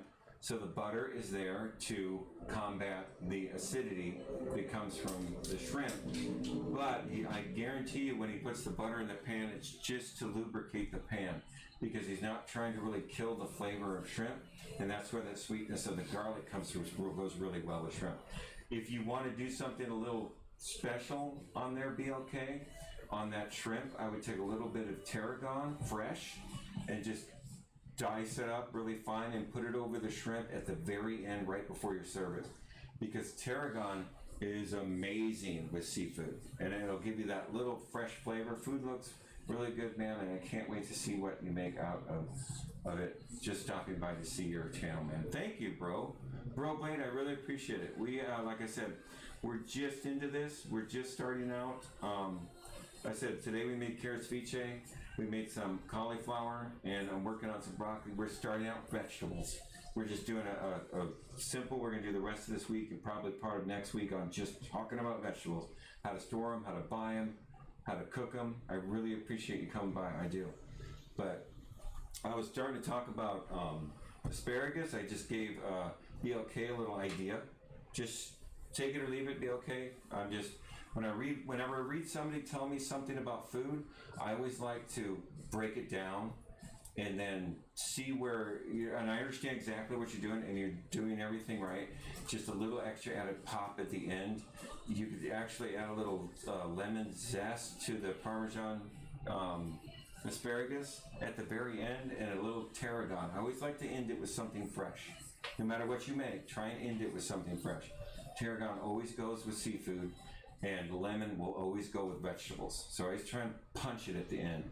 So the initial flavor, and then when the initial flavor of that salt crystal and that lemon get out of the way, then you get that deep flavor of the asparagus or the shrimp, and then it carries over into your after effect, which is your garlic sweetness. And then you see how that stack layers? You've got to initiate that layer with something fresh. So be okay. I just want you to kind of, like I said, take it or leave it as far as, but I just want you to, I do butter in a pan first, then garlic, the Old Bay in the pan. Once it starts bubbling, I put the shrimp in with a tad of water to cut the butter a little, and it cools together. I use a tad of lemon juice and parsley. Excellent. Yeah, that's what I'm saying. Every time you end something, but no problem, man. Definitely like learning how to cook new foods, and just have to use those right spices to the right foods to make something really good and yummy. Absolutely. Cooks together. Yeah, that's true.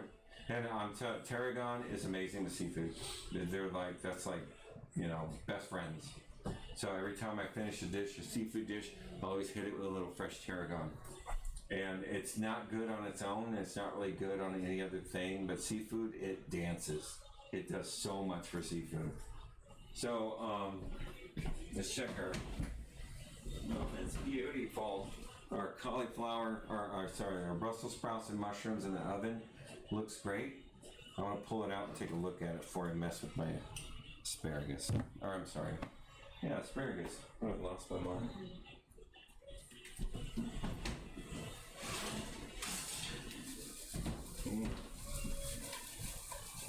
Look at that. Look, Mom!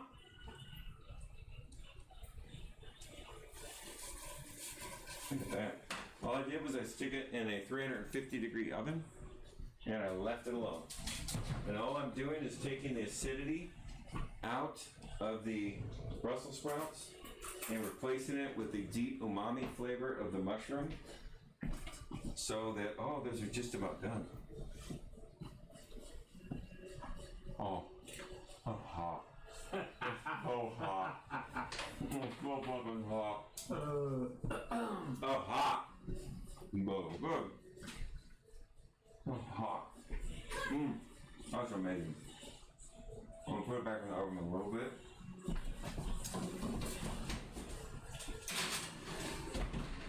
And remember, I have no salt on that. I haven't started salting it. I won't salt it till the end. It's very hot. It was hot. I shouldn't have done that. Thank God I have chef mouth, where we can put hot stuff out of stuff. Not anything out of a deep fryer, but anything out of a stove. We can usually stuff in our mouths and it doesn't kill us. And that's just years of burning your mouth. Because in the industry, everyone else around you is out there to kill you. So they will bring you something on a spoon. They'll be like, taste this. And they put the spoon on the burner and they hand it to you with hot food in it. And you just scorch your mouth. And the rest of your day you're going, taste this, because you have no idea what anything tastes like. Because you just fried the inside of your mouth. And they think that's funny. That's a joke. I was like, ha ha ha, you have no taste buds. So, yeah. Anyone that's in the industry knows exactly what I'm talking about. Pirates. Pirates and thieves. That's what everyone that works in the food industry is, a pirate or thief. And I don't mean like they steal stuff. I mean they're just that deviant, they're that back alley, pipe smoking, crazy person that you go, oh, there's somebody in that alley, and you just keep moving on. Everyone that works in the food industry. We are a weird crowd. So, asparagus. Now this is like I said before, this is a hard vegetable. So we will cook it the same way. We will take it and we will bring our water to a boil, and then we will put our asparagus into that water, and we will bring it back to a boil and we will shut it off. Now, what dictates this working is there's 3 different sizes in any commercial grocery store. There's 3 different sizes to asparagus. There's this medium size, and then there's those skinny little pieces of like shoelace pieces of asparagus that you get, which are great if you toss them in a little bit of olive oil and on a stovetop, and then chill them and cut them up and put them in a salad. Those are great for. Terrible for cooking. They serve no purpose. Immediately when they hit the heat will actually overrun that size of asparagus and cook it all the way through, no matter how little heat you put on it. and they'll turn mushy. You got the medium ones, the medium side down the road ones, which are great. And then you got those big, fat, thumb thick, well, these are almost thumb thick, but those thick, like really thick asparagus that have the white part 3/4 of the asparagus. Those are too woody, and those take forever to cook, and there's too much fiber in them. If I've got a dish and it requires me, and I'm serving a customer, and I was like, today we're making, this dish is going to have asparagus on it, and all I have available to me is that really skinny stuff or that really thick stuff. I don't mess with it. I change the menu, because the only good asparagus is that middle of the road size asparagus, about the thickness of your pinky if you got big hands, and your pointer finger or your thumb if you got little hands. So you don't want them any bigger than that. They should be green most of the way down the stalk. You shouldn't have that white. And on the end of the asparagus, where you guys at? On the end of the asparagus, no, where'd you go? On the end of the asparagus, they shouldn't have that dried out, like scabby, crusty look to it. It should have water, or at least feel wet when you touch it. Anything past that means that was cut off the stalk a long time ago, and all you're doing is every time you try and deal with that asparagus, you're just dealing with more and more acid. So you have to add more and more a counterbalance of the acid. So you end up adding more and more butter or more and more oil to try and kill off the acidity, because that's an old asparagus. Now they say that halfway up the asparagus is this is the woody part, and they said that you should feel down like you take your knife and you tap it on it. A lot of times if you just take your hand and you hold it at a distance, it will crack right where it stops being woody. Okay, that's the easiest way to do it, where you're not popping it with a knife all the time. Just take it and it'll pop right where the asparagus stops being woody. Okay, you might have a little bit left, but that's a pretty good gauge, and it's a quick way to run through your asparagus so that you can find out if your asparagus needs to be trimmed or anything like that. See, like that one's much smaller. So that's how I usually do it. Now once I have this, you can see I have all these different sizes, and then we draw straws and one of us goes into the woods. Just kidding. Nobody's going into the wood today. But then you can trim it down to equal sizes. You just lay it down. You just come along here and you find the shortest guy and you cut it down, or cut it in an angle. Are you worried food may be getting cold? No, I'm not. Like I said, this was a total display today. I just wanted to put the ceviche out here, and I wanted to cook the cauliflower. The broccoli is doing what it's doing. I think the Brussels sprouts are just about finished.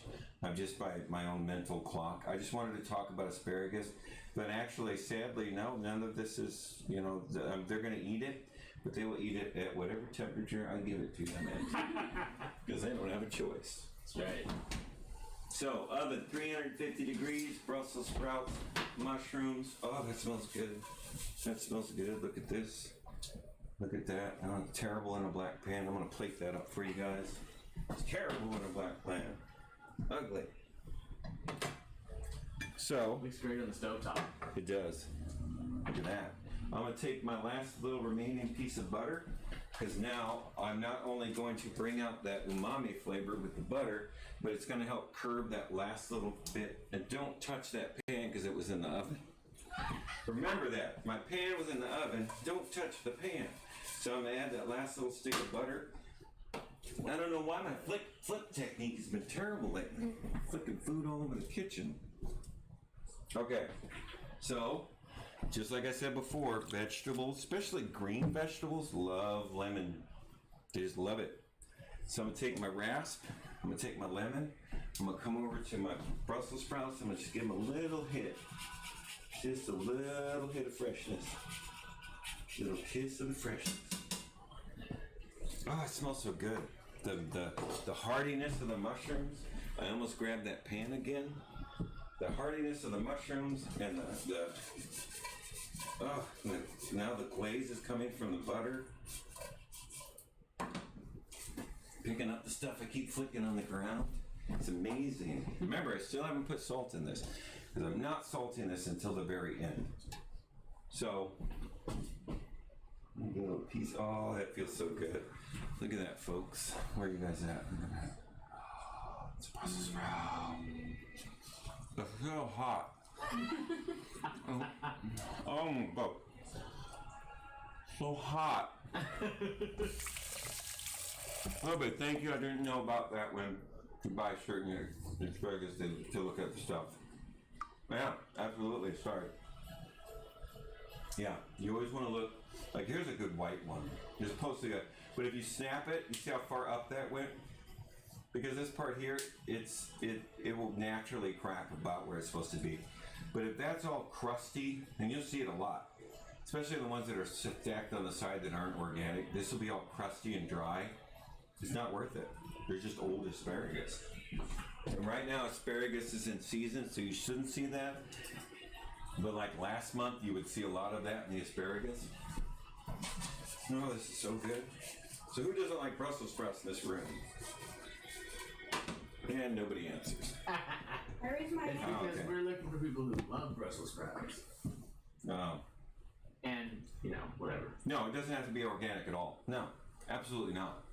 Fresh asparagus is fresh asparagus. I mean, and if you do, like I said in the beginning, is make that vinegar and baking soda and water bath and throw all your vegetables in there and let them basically scrub in that mild detergent. It will take a lot of that stuff that you don't want in your food out of your food. Dude, you have to blow on that. I know. It was hot. All right, so our last little bit of parsley. Because again, I want to stick with that Italian theme, the French theme. Parsley is their go-to spice or go-to herb. And remember, the difference between an herb and a spice is an herb is the leaf of the plant, and a spice is everything else. So the stem, the root, the seed, the bark is a spice. The leaf is the herb.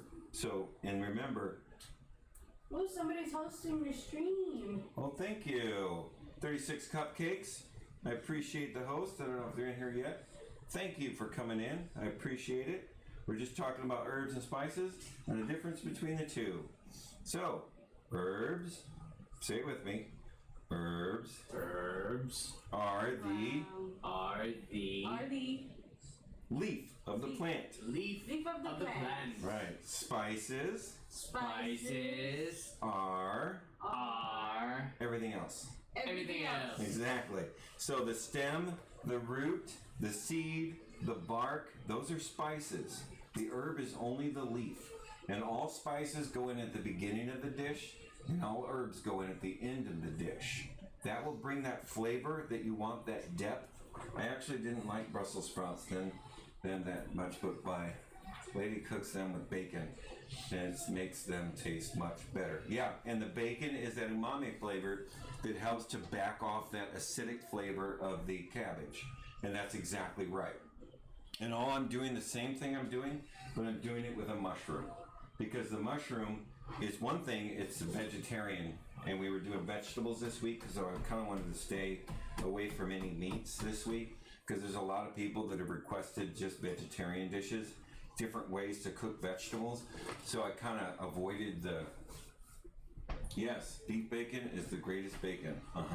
It is. And so is the, where'd it go? There we go. I love duck fat. Oh, I'll cook a person in duck fat. That's just me. I will cook a whole person in duck fat. All right, there's our Brussels sprouts. A mushroom dish. Brussels sprouts and mushroom dish. Add a little bit of parsley. Good. Then we'll add a little bit of our salt. Remember, we add salt at the very end to give it that punch, because there's no salt in the dish, so the amount that we add in the end creates an initial burst of flavor. It wakes up your taste buds. Add a little pepper. I love pepper. And then I'm gonna also add a little bit of lemon zest to this, just for fun. Same three things I put on these three dishes, and it's drastically different. This is an acidic umami flavor. This is a sweet, sugary, buttery flavor. And this is just a straight hometown cauliflower great texture, great flavor. Now I'm gonna let those guys taste it. Lemon though. This is my favorite vegetable right here. It's Brussels sprouts and mushrooms. Look at that. Pork passed right through it. I'm gonna give her one of these, but I'm gonna add a mushroom to hers because she said I love mushrooms. she said she hates Brussels sprouts. So I'm gonna add a little mushroom there. I'm gonna add a mushroom to his too. Mushrooms, my chaser.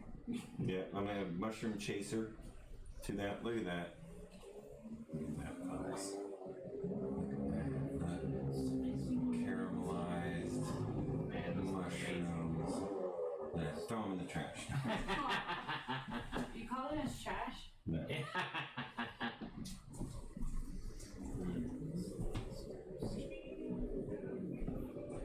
So that's it. Brussels sprouts, mushrooms, and like I said, I'm sticking with vegetable. He seemed to chill, and when the guy runs a kitchen, he can be just as mean as Ramsay. Earlier he said you're like our real life Gordon Ramsay. Oh, yeah, no. I'm not mean. I'm not a mean guy. But if somebody's doing something really weird in the kitchen, I don't know how to react to it, or probably I react to it in an overly exasperated way. Huh? Is that a good way to put it? It's good. But everyone that works with me eventually becomes my friend after they stop working with me. Well, I've been called the A word, a-hole, I got called.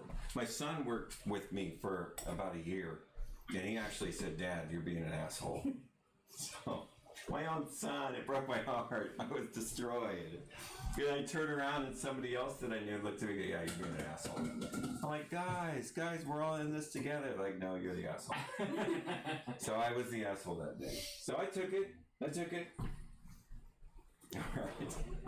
Okay, guys. Now, carrot ceviche, got our cauliflower, got our Brussels sprouts and mushrooms.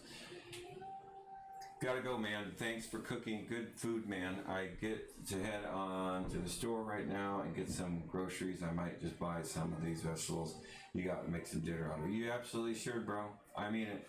The Brussels sprouts and mushroom thing is amazing. Just throw some mushrooms in there. And if you don't like mushrooms and you don't like Brussels sprouts and you put those two together and the umami and the acidity cancel each other out, it just tastes like it. You can make, if you're a vegetarian and you are just starting to be a vegetarian, this is an amazing dish because this is as meaty and as hearty as you can get.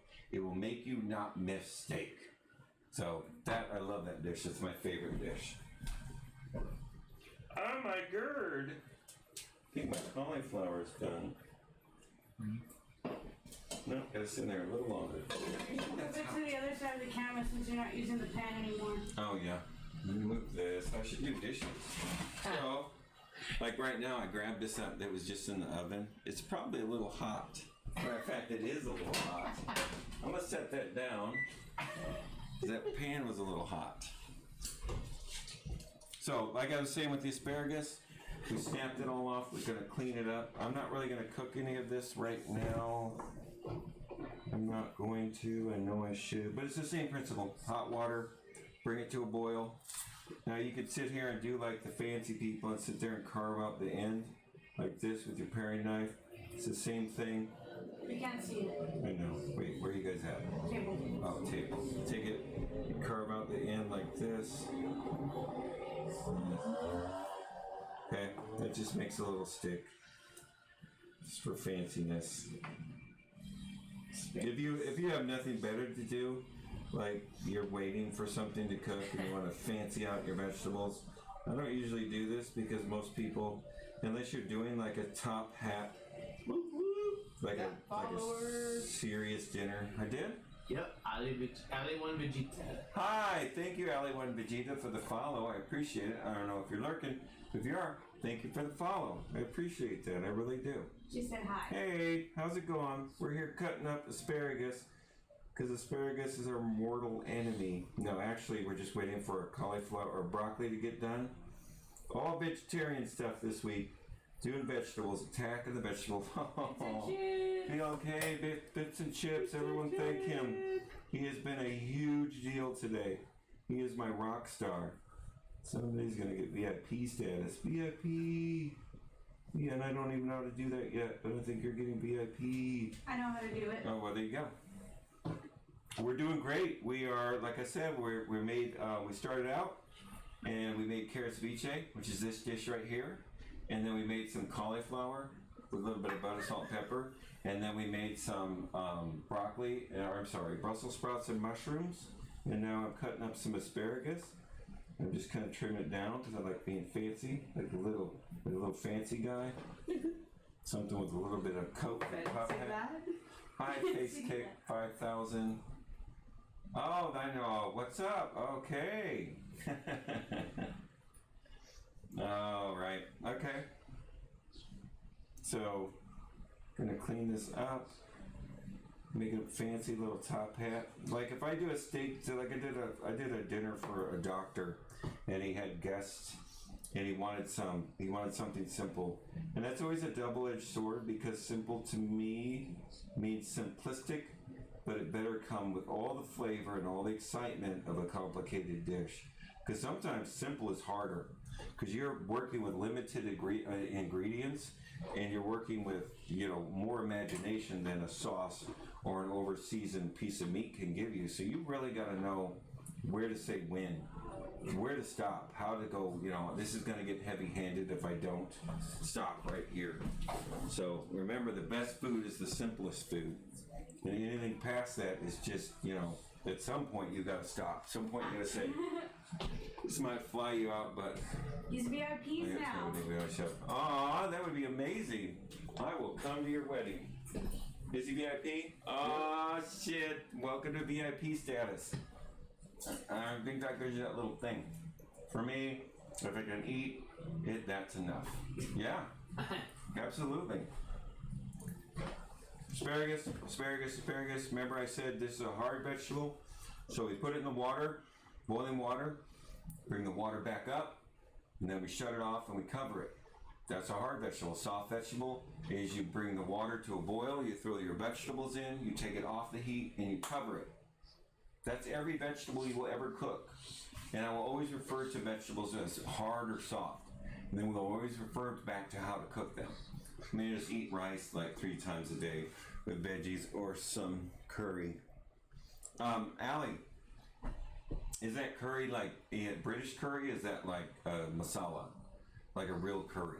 Like Indian curry? I'm shooting for June 2020 and married on the beach. That's amazing. Dominican Republic. Dominican Republic. I have been to the Bahamas. I have a passport. You want me there? I'll be there. You want me there? I will be there. That is a promise. Because I love going to other places. I know.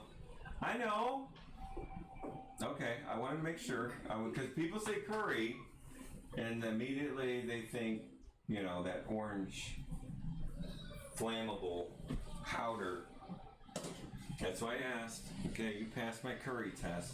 I'll never left the States, sadly, but I can't wait. Oh, I bet. Yeah, I've been to Turkey. I've been to the Bahamas. I've been to, of course, Mexico. I lived in Hawaii through high school. So I've been all over the place, but yeah, absolutely. Absolutely, sir. You got a chef, that's for sure. All right, let's check out our broccoli, which I think it's done. Oh my God.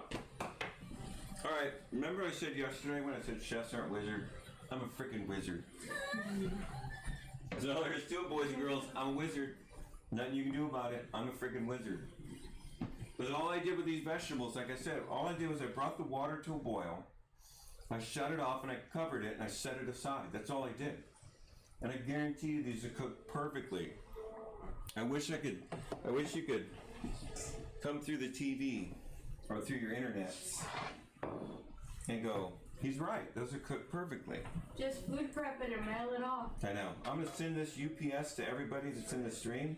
It's going to be smashed. And it's going to be horrible when you get it. It's going to be basically... But you'll have it. Yeah, it's going to be a green smoothie. He's going to put a stamp on a Ziploc bag. I'll put it in bubble wrap. Those individual aired up bubble wraps. What's the time at your place? What time is it? It is 8:47. 8:47. Well, I've been on this for almost 3 hours. That's amazing. It's dinner time here. No. Dinner time or breakfast? 8:47 p.m. It is dinner. It is dinner time. It is dark out. Yeah, we stream let's go back over that. Every day, every weekday, we stream at 6 o'clock Central Time. There's a counter downstairs. If you look down there, it will tell you when the next show time is. What? 7:20. Wow, where are you at, Allie? Are you in Australia? Are you my Australia friend? India. Oh my gosh. I apologize about the curry. Eee. Bangalore. Wow. I apologize about the curry. Forgive me. I should have asked where you were from before I said, is that British curry? Because I knew that was going to send you off. Now I know why that sent you off.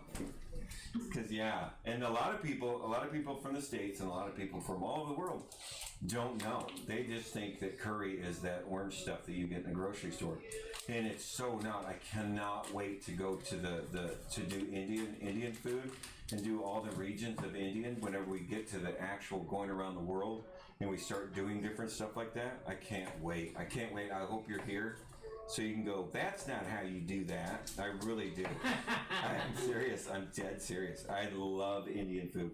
Right now, it's probably my favorite food, real Indian food. Making a gram masala from scratch is just my favorite thing to do. I love it. It makes the whole house smell unmistakably it's beautiful. I'm good at eating stuff I don't cook. It's mostly my mom's. Oh, wow, that's amazing. Wants me to go to the store, but I don't want to leave the stream. Oh, thank you. Tell her we're almost done. We did our broccoli. I know she wants you to go to this. I know she wants you to go to the store. YOLO. Yeah, no, YOLO. Yeah, that's right. BLK, YOLO. You turn to her and you say, "Listen here, lady, YOLO." And then I'll see you not at that wedding, but we'll probably never make it to Dominican. I know. Republic. It'll probably be in the Dominican Republic, but it probably won't be at a wedding. All right. Yeah, exactly. Okay, so like I said, all we did with this is a hard vegetable. So all we did, the cauliflower is a hard vegetable, so all we did was we cut it up, we split out the stalk so that it was nice and evenly, just like we did with the broccoli. But I dropped it. But if you look, I want you to see this. Where are we going? What camera? We're down. Do you want it up? No, we should do it up. Look at this. It's still a whole piece of broccoli. It hasn't wilted. It hasn't turned to mush. In this middle part right here, look at that. It's perfectly cooked. That's exactly how you cook a soft vegetable every time. Whether it's zucchini or squash or Brussels or what is this, broccoli? It's the same thing every time. Yeah. I gotta put a little salt in it. I'm almost done. I'm almost done with it. Calm down. I gotta plate it. I'm waiting for wait for the butter to melt. That's juicy. I know. I like that. And that's the one thing. If you're trying to strain Brussels or broccoli, get out of there, forks. You're trying to strain broccoli, leave it in the colander a little bit longer because it's got all those little nooks and crannies inside the flour, the floret, the top part. So it's harder for that water to get out of get out of my way. So it's harder for that water to. So just leave it set in the colander a little bit longer, and that water will dissipate. I like that water, I really do. So I don't mind it being. I don't mind it sitting in there. So I'm going to take again vegetables, especially green ones. Love a little lemon. So I'll punch a little lemon on top. Remember, we always want to end with our herbs, and we always want to end with something fresh, something that gives it that distinct pop, so it tastes like it's fresh out of a garden, but cooked. And then, like always, my favorite seasoning, pepper. Trying a little pepper on that. I love pepper. And once we get into our herbs and spices, we'll go over all the peppercorns, especially when we go into the Indian part. Oh, They're peppers. They have more peppers than we have stars in the sky. I want to go get into cooking, but it just takes so much time to get things prepared and stuff. It's just so easy to eat. That makes eat then make everything. Allie, I understand completely what you're saying, and that's the main reason why I'm on here, and that's the main reason I'm streaming. I put a little bit of salt in there, is so that I can take away all the pre-prep, the stuff that can be done days in advance, the stuff that can be done weeks in advance, and you just have it readily available. I think if you understand how to deal with vegetables and how to cook them in an easy, simple way, no, this isn't the way that you'll probably be taught from somebody else, but it's the easiest way I know how that makes it almost bulletproof, where you can actually cook this vegetable and it turns out correct every single time, and it only takes one step, whereas opposed to people that cook this vegetable a lot, they're like, I know when to shut it off, I know how long I should boil it, and all these unanswered questions you don't have answers to, so you constantly ask, why do my vegetables turn to mush? You know what I'm saying? These simple tools that we're trying to teach takes all the guesswork out of it. So the answers are super simple. Cooking is easy, and once you start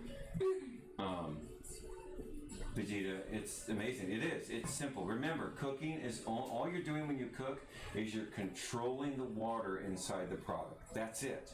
That's cooking. You have to understand that everything has water in it, and how do you want to manipulate that water to get to the end result? Do you want to burn all that water out like I did in the mushrooms in this dish right here, so that the flavor intensifies in the mushroom to help kill the acidity in the Brussels sprouts? Or do you want that mushroom to be nice and gentle like in a soup? So you're going to saute. I always dry pan saute my mushrooms to bring out the water, because I want as much mushroom flavor as I can. So, oh, that would be great. Yeah, maybe tomorrow I'll grab shrimp and asparagus and shoyu. Yeah, absolutely. So cooking is not difficult, and it's not time consuming as long as you understand the path that you're on. You're going to understand that if you eliminate all the other stuff, like trying to read a recipe while you're doing something, that's like trying to read your phone while you're trying to drive. You're distracted. You have to be in the food. You have to understand where the food is, what stage is it, where is the water at in that food. And once that becomes second nature, food becomes easy to cook. Like, we made 4 dishes, and I talked through all of them, and honestly, we could make these 4 dishes in limited amount of time, just because we understand that all these vegetables, I only took this here, are identical cooking methods, completely different vegetables. The only difference is that I brought this back up to it in oil. Yeah, cook with your heart, yeah. And utilize the tools that are in front of you, and always repetition. Cooking is repetition. It's like vegetables. There's only 2 types of vegetables. There's either hard or soft. If it's hard, you cook it one way. If it's soft, you cook it another. And you can saute it in a pan, but remember, there's only 2 types of cooking. There's either direct heat or indirect heat. Those are the only 2 types of cooking there are. So if you're going to cook it with direct heat, which means in a pan with heat coming from one source, that's direct heat, or on a barbecue pit, or anything where heat is coming from a certain source, that is referred to as direct heat. Indirect heat would be like a smoker, where heat's coming from all directions, or inside your oven. That's indirect heat. I use direct heat for color, and I use indirect heat to cook. These are only 2 things that you have to learn, and then you start to pile that onto simple knowledge, like carrots cook. No matter what country you cook those carrots in, when they're done, they're done. The only difference is you're adding spices or herbs to change it to a different country. So as long as you realize that, it takes away a lot of the confusion and misunderstanding about how long it actually takes to cook. Every time I leave my house, I know where I'm going. And food should be no different. You should always know where you're going before you start to cook.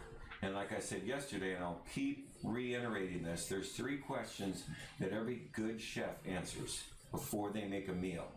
One is regional. What region am I cooking from? So somewhere in the world, there is a region that is specific to the food that you want to make.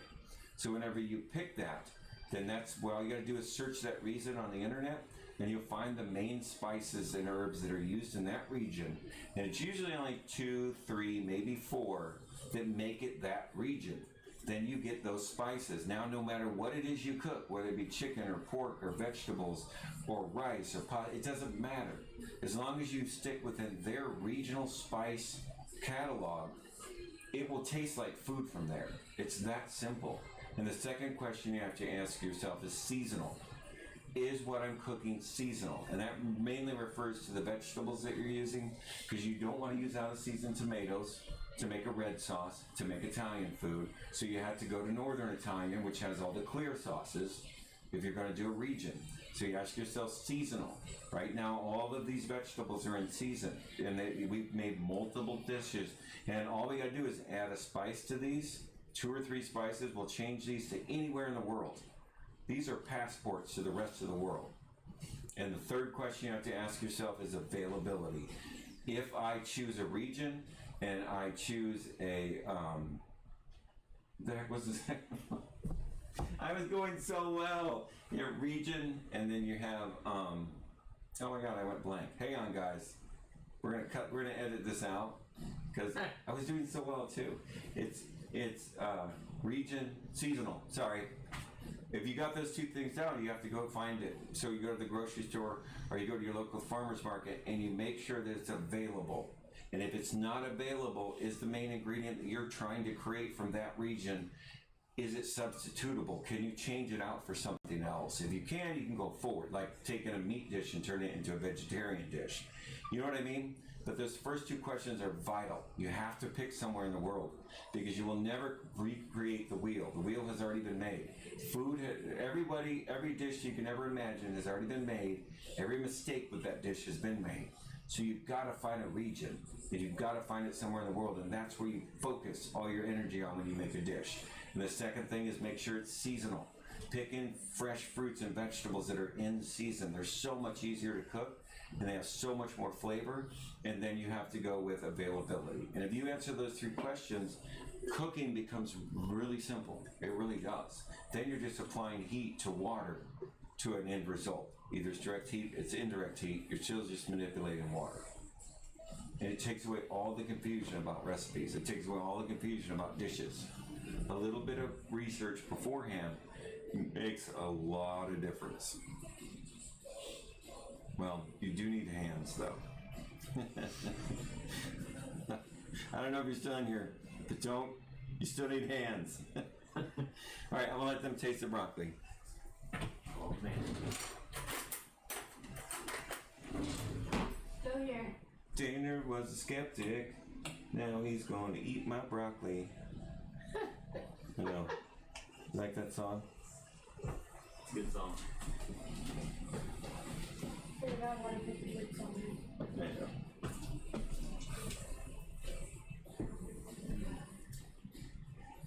Isn't that crazy? Perfect consistency. Wizard. Freaking wizard. Let me get water real quick. I'm a wizard. No, but that's the difference.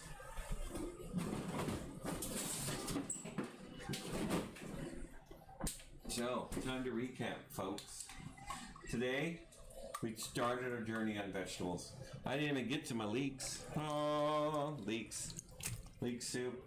Leek's basically a hybrid between, if you don't like the flavor of onion and you don't like the flavor of, and same with, it's a very mild onion, and it has a garlic back taste to it. It's a lot like a shallot or a shallot. So you can interchange it. I like leeks just for the simplistic flavor that they bring to a soup. It's always great. I'll make a vegetable stock with leek in it. I love leeks. But I don't, it's not like you can even fry them and put them on stuff like shrimp and leeks with champagne and, I always forget the name of that vegetable. Help me out. It's a bulb. It tastes like licorice. Oh, fennel. Fennel, right. So fennel leeks with champagne on spinach, or on shrimp. Wow, my head's starting to fall apart. Yeah, funny thing, all the veggies and tomatoes y'all have in the West look so perfect and as though God made them himself. We never have stuff like that, I know. But I believe that everything that you get isn't from there. You have to have it shipped in because of your climate. I mean, I live in South Texas, and we can't get anything. Everything we got comes from either, Mexico. That's where it comes from. Pretty much South America. And most of our tomatoes are greenhouse tomatoes. But you get into the northern states, from all the way from Pennsylvania to California, and oh my gosh. I went to farmers markets in the northern United States, and it'll make you cry because it's just so beautiful. But yeah, I know that's why a lot of Indian food is heavily spice based, and because you don't have that luxury of having all that fresh vegetables and all that fresh stuff, you gotta have to compensate it. But that's what makes your food so beautiful. That's what makes your food so amazing. And I'm telling you right now, for all the 100 bad curry restaurants that we have in the United States, one good, day in a kitchen making authentic Indian food, and it will change your perspective. You guys have some of the most amazing food. Just the complexity of it. I love Indian food. I really do. I cannot wait to get to that point in this stream when we start making Indian food, because I didn't even drink my water yet.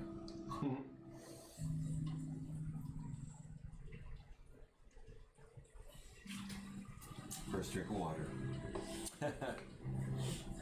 So, yeah, and I'm super excited about this. Tomorrow we're going to continue on with our vegetables. I'm sure I've got plenty of people here who will eat all this stuff. But I just want you guys to, I appreciate you guys coming in. Appreciate you hanging out. Like I said, follow us. I hope I'm pointing in the right direction. Subscribe to us. I hope that's the right direction. Okay, subscribe to us, follow us, comment. Like I said, go pet my pet down there, level him up, whatever you want to do. Whatever help you guys want to offer. We're trying to raise money for a smoker so that we can do a whole month worth of barbecue. So we can do the different states and the different regions and the different types of barbecue, and then end in South Texas, because that's really where they only get. Well, actually, if you want to be technical, the only true authentic barbecue is in South America. But America is very stubborn when it comes to barbecue. So I want to show you the different types of barbecue, all the way from South America up to the United States, and then go to Asia and all the different places in the world that actually have really amazing barbecue. I'm sorry, Rex. I'm really sorry. I VIP'd you, and then you show up. What's up, Bernice, how's it going? It's not my fault, Rex. You're the one who gets off work. No, I appreciate you showing up. Oh my God, we had a good stream today. You would not believe it. You would not believe how amazing today's stream has been. I cooked so many. Oh my God, Rex, you missed it. Look, I cooked carrots ceviche. I cooked broccoli, cauliflower. I made Brussels sprouts and mushrooms, and you weren't even here. Not even here. You weren't even here to see it. I know. You totally missed it out. Mister, I'm going to eat vegetables all month. I just got home as well. Well, Bernice, welcome to the party. I just got done cooking vegetables for my buddy Rex, who never showed up. He just said, screw that guy, and he never showed up for the vegetables. You're going to have to rewatch this stream, Rex, because it was amazing. It really was. I'm so super happy. I know, and you weren't here either, so you don't get to love these vegetables. You weren't here. I got you, my friend. Well, thank you, Rex. I appreciate it. That's why you have my VIP status. Very important person that doesn't show up to my vegetable streams. That's kind of wordy, but that's what VIP means, and I apologize. But no, Allie, totally, please hang out with us. Like I said, we're going to do it 6 days a week. It's 6 o'clock every night except for Tuesday. Tuesday we do it early. We do it at 2 o'clock Central Time. Like I said, there's a counter down there that tells you how many hours to our next show. So whenever you get a chance and you're around, you want to do something and watch this. Like I said, this whole week we're doing vegetables. And then we're going to, once we get done with our vegetables, then we move into pastas and grains, and then we're going to explore rice, and we're going to explore the rices from the different parts of the world. I'm going to try and get some broken rice. which I believe the Asian market store in town has broken rice because that's the only way you can make clay pot chicken. Now, I don't have an oven that will get hot enough to make clay pot chicken, but we'll make a faux clay pot chicken so that it has the same flavors. I gotta find the deerwood mushrooms. No. No? It's an ear mushroom. Something like It's an ear. Wood ear. I gotta find the wood ear mushrooms, which I believe the Asian market has them, and they have what's called broken rice, which is what they use in clay pot chicken. So whenever we get into our grains, we'll start making some food like that. And then for Rex, who doesn't show up, we'll make a mushroom pot chicken, or we'll make a clay pot mushroom rice so that he can eat it and not show up to my streams. But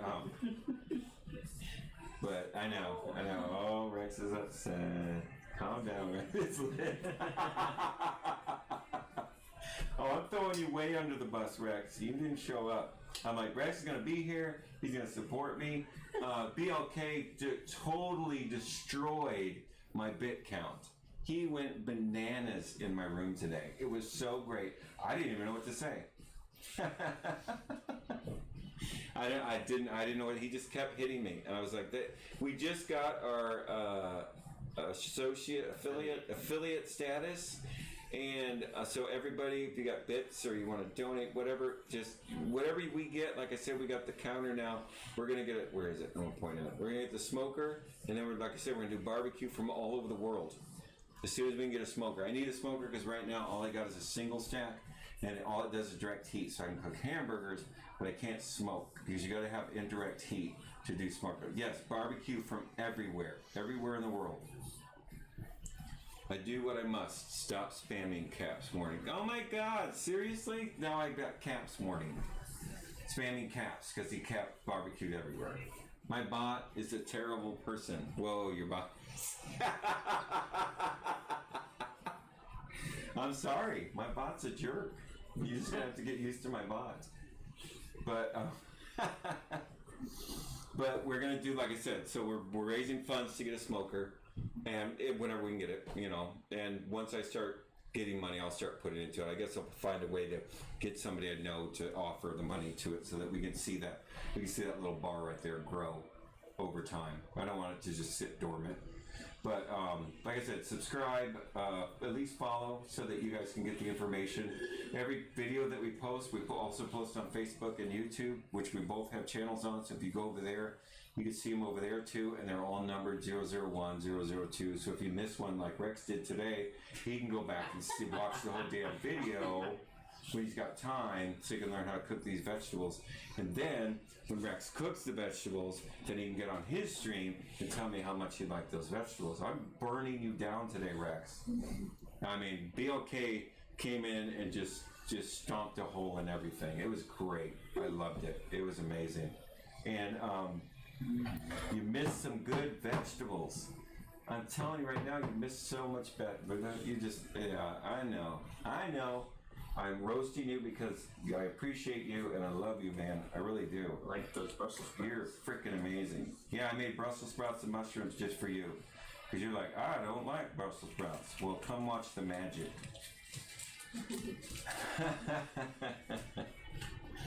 So,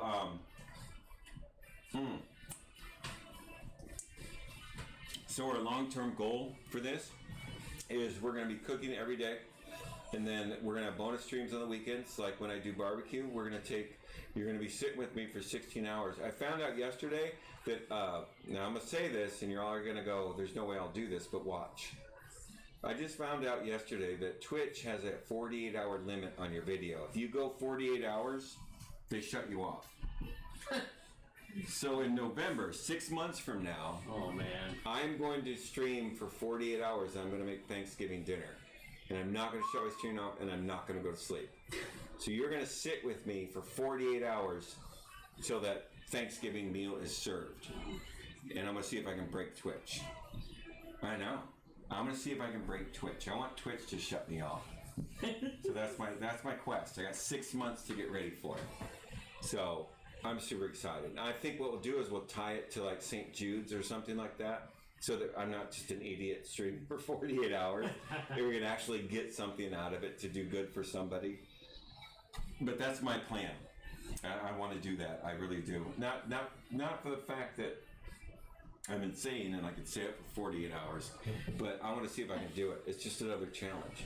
Thanksgiving dinner takes me about 4 days to make. Oh wow, that's great. 100 we'll do a giveaway. Maybe give away some Brussels sprouts. There you go. Properly cooked Brussels sprouts, Rex. So let's not just give away Brussels sprouts, because you might as well just throw them in the trash. Longest Twitch stream I think is 160 hours, maybe 162. I'm not sure. I thought they put in a barrier at 48 hours. Did they shut you off? Nah, I'm giving raw sprouts away. Well, will you give away mushrooms with them, Rex? So at least what they can come back and watch this video. Help me, help you. So just give away friggin' raw Brussels sprouts. Okay, good. Mushrooms and Brussels sprouts, because the two go together like peanut butter and jelly, or cousins in the South. It was 60 minutes. Yeah, it was 160 hours. 160 hours. Sorry. That was the record. But I'm gonna check into it. But I'm still gonna do it, even if Twitch doesn't shut me off. I'm still streaming for 48 hours.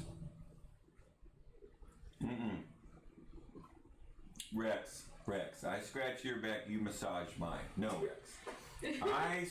You scratch my back, I make you food that you don't show up to.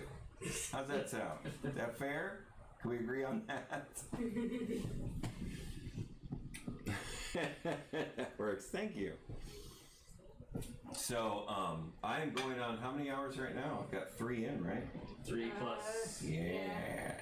That's the only problem with this is we don't edit the videos down. Oh my God, BLK's back.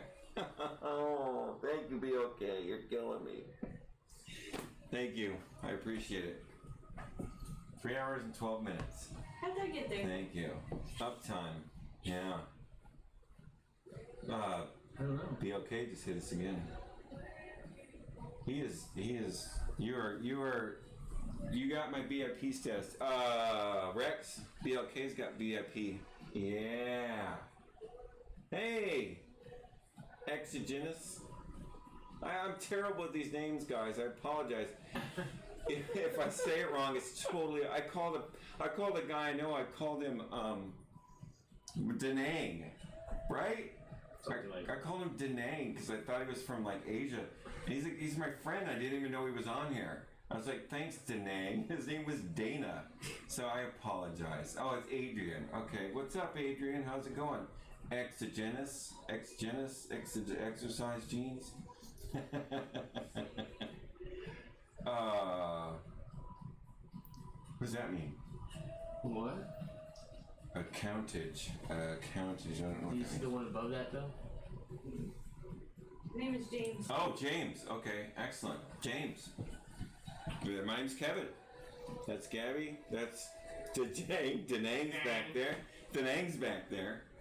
So, just drawing and watching my guy. Yeah. Okay, so made the account 20 days ago. Okay. Okay, so made this account 20 days ago. Yes. Yeah. We just started. We just started streaming. We've been on a week. And we've gotten really good reception. We're super excited. Like I said, we have a lot of big plans. We want to do this full time, and I'm not just saying that because I want to make a living off this. I want to get as much knowledge about food out as I possibly can, and the only way I can do that is to get on here. I think we're going to start doing more like impromptu streams that aren't scheduled. We'll do our 6 o'clock stream, but we'll do stuff like when I go to the grocery store, I'm going to stream from there. Kind of other stuff. Because not everybody can be here at 6 o'clock. You will give us the gifts to grow this. It's the bot. So, I'm doing my own bot. My bot's taking over. You game, Kev? I am a horrible gamer, James. I will play a game, but I am fodder. I am cannon fodder. You give me an indie game that isn't. I play, and I like to play, but I'm terrible at it. But I'll play, but I'm terrible at it. I am horrible at games, but I have fun. And if I can talk, like if you do team speak, like in a microphone, if anything, I'll make you laugh. So that's It'll probably be like Rex's chat. Yeah, it would be like Rex's chat. Rex knows exactly what I'm talking about. I want to find that Monster Slayer game. I know. I want to find that Monster Slayer game because that's the one he's been playing. But I don't know. He'll kick me out of his group. The minute I start to mess up, the minute I get him killed, he'll be like, "I love you, fam," and then throw me out. I don't think Rex plays on the computer though. I think He plays on the. Well, I got a PlayStation 4. Yeah, you'll help me and you'll let me out there. I'll be your bait. You're like, go run over there, and then you get me killed. I know you, Mr. Don't Show Ups. Fortnite, I'd get straight up murdered. I would still be in the air and I'd be murdered. I'd be in the load screen and my guy would just fall over dead. That's how bad I am in Fortnite. I don't know how to do it, and then I get shot in the face. And it's so frustrating. It's like, oh, I'm here, and boom, I'm dead. There's too many kids that play that. And I don't like getting killed by kids. It really bothers me. I want to be killed by a man, by an adult. Not a 14-year-old. Not by a prepubescent 12-year-old. Cool, that would be great. But I really appreciate you guys showing up today. I really do. I think this is my favorite stream out of all the streams that I've done. Oh, be okay. Bits and chips. Bits and chips. Thank you so much, be okay. James. I'm gonna call you James. I may not remember that, so remind me, because I'm horrible with names. It's call true. me James. I am terrible with names. I call my friend Danae. I feel so bad about that now. He is, isn't he? Rex, he's destroying it. He's friggin' amazing. Ooh, yeah, Rex deserves them. He's freaking great. Rex does. He deserves He's some. such Like an 2. interesting streamer. I would have given him more, but he didn't show up for the veg class. Oh my god. So now he has to sit in the parking lot while all the bits are being handed out. That's okay, Rex. I don't want to stomp on you or nothing. But, so, this is what we made today. Super simple dishes. Like I said, if you're interested in going meat free for a little while, please come in and watch these because we're gonna do vegetables. That's all we're doing. I'll give Rex almost 2K bitches. Wow. See, that's why Rex loves you. I'm about to stream and I'll be apologizing the entire time to lessons. We'll see. But all this week, probably part of next week, we're going to be doing vegetables. We're going to be talking about the vegetables that are in season, the vegetables that are out of season, how to store them, how to clean them. Today, I think we took a big bite out of some of it and really gave you a starting point so that whenever we go into the different vegetables like eggplant and the zucchinis and the squashes and all that stuff, you'll have a better understanding of what it is that you're cooking and how to cook it. And remember, it's just about water. That's it. That's all we're doing. Every single piece of food you will ever eat, the only way it's cooked is through controlling the water. So once you understand that, you wrap your head around that, when you start to cook, all you have to worry about is the water that's inside the product and how do you want to manipulate that to finish the food. That's it. If that's all you have to concentrate on, cooking is as easy as boiling water. And that's the truth. Just like today, I made these 2 vegetables with just controlling the water. And I cooked them identically, except for that one I cooked one more step. I added 1 step to that vegetable, and it cooked perfectly. And I could set it on the back of the stove, and it will stay cooked perfectly. It won't overcook. It'll hold its firmness, but still be cooked all the way through. And then I did the same thing to this broccoli, which is notorious for overcooking and falling apart. And I cooked this perfectly, and I did the same exact thing I did to this, but this is a hard vegetable, and this is a soft vegetable. So when you take a soft vegetable, you just omit 1 step from the hard vegetable, and you end up with these, and they're perfectly cooked every single time. So we're gonna go over this again. We're gonna make more broccoli, in case Rex ever shows up, then I'll be able to show him how to make broccoli and cauliflower and carrots vice and Brussels sprouts and mushrooms. And if you guys want to see something that this week that you think I may miss, a vegetable or a certain way or a certain style, please let me know, so I'll just include that. because I can talk about vegetables for a week without even taking a breath. I honestly can. I love vegetables, and I hate undercooked. I hate overcooked, and I hate miscooked vegetables. Properly cooked vegetables are as good as any other food that you can possibly get. You know, I was eating properly cooked I was eating properly cooked broccoli, and it was all I was eating, and I loved it. And I could just change up the spices and herbs on it, and I could take it to anywhere in the world. But it was cooked the exact same way. It's just I would add an herb in the beginning, and I'd add a spice in the beginning, and then I would add the herb in the end, and it would transform the flavor. It would transform the country that it came from and the flavor of the dish. It's that simple. That's food. That's all the way across the board. That's all food is. Chicken is chicken. It doesn't know where it's being cooked in. It doesn't know. Chicken in Asia is no different than chicken in Africa, and no different than chicken in America or South America or anywhere. It's still just chicken. When it reaches its done temperature, it's done. And my famous joke that is going to be an internet sensation is a chicken is chicken. It doesn't know where it's being cooked because it's dead, because you already cut its head off. So it doesn't know where it's being cooked at. Lowry's makes chicken.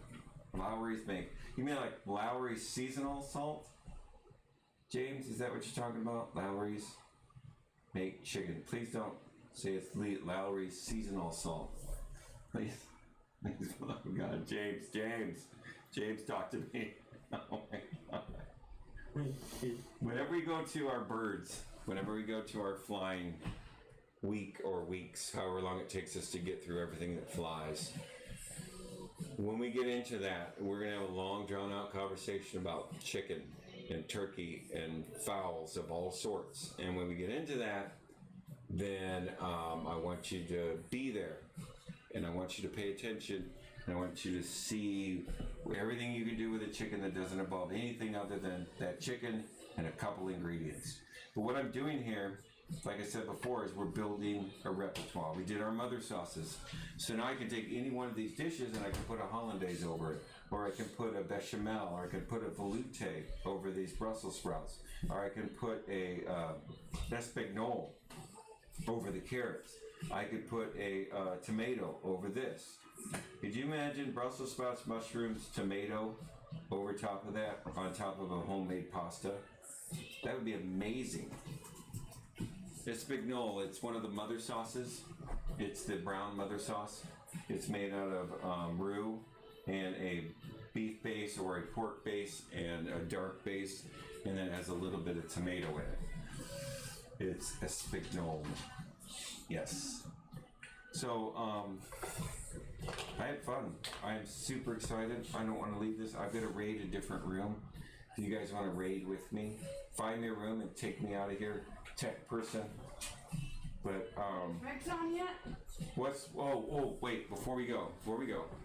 Yeah, let's raid. We're gonna raid. What's your choice? Lamb or, does that say temp on steak? What's your choice, temp on steak?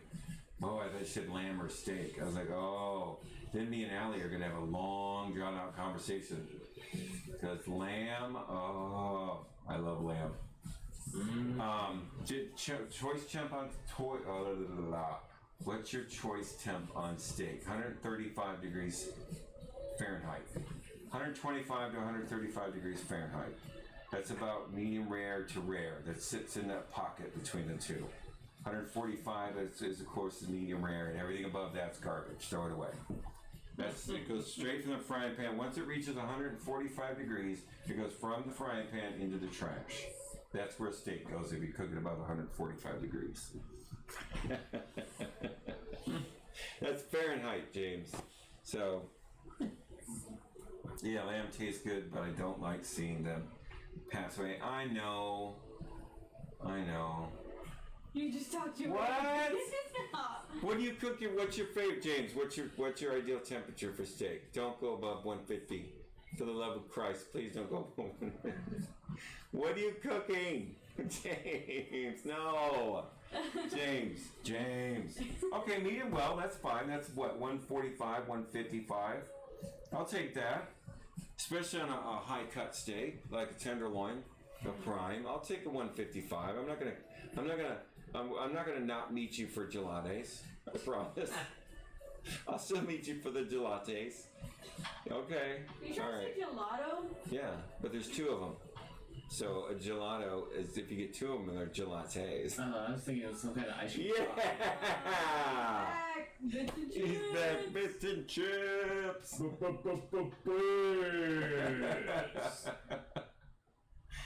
Oh, James, you're killing me. You guys are great. I am having so much fun. I have to stop because I still have to make real dinner because everyone's all mad now. But tomorrow, I hope everyone that's in here right now shows up again. This has been a blast. This is my favorite stream by far. Hands down, this has been my favorite stream. I've totally enjoyed this.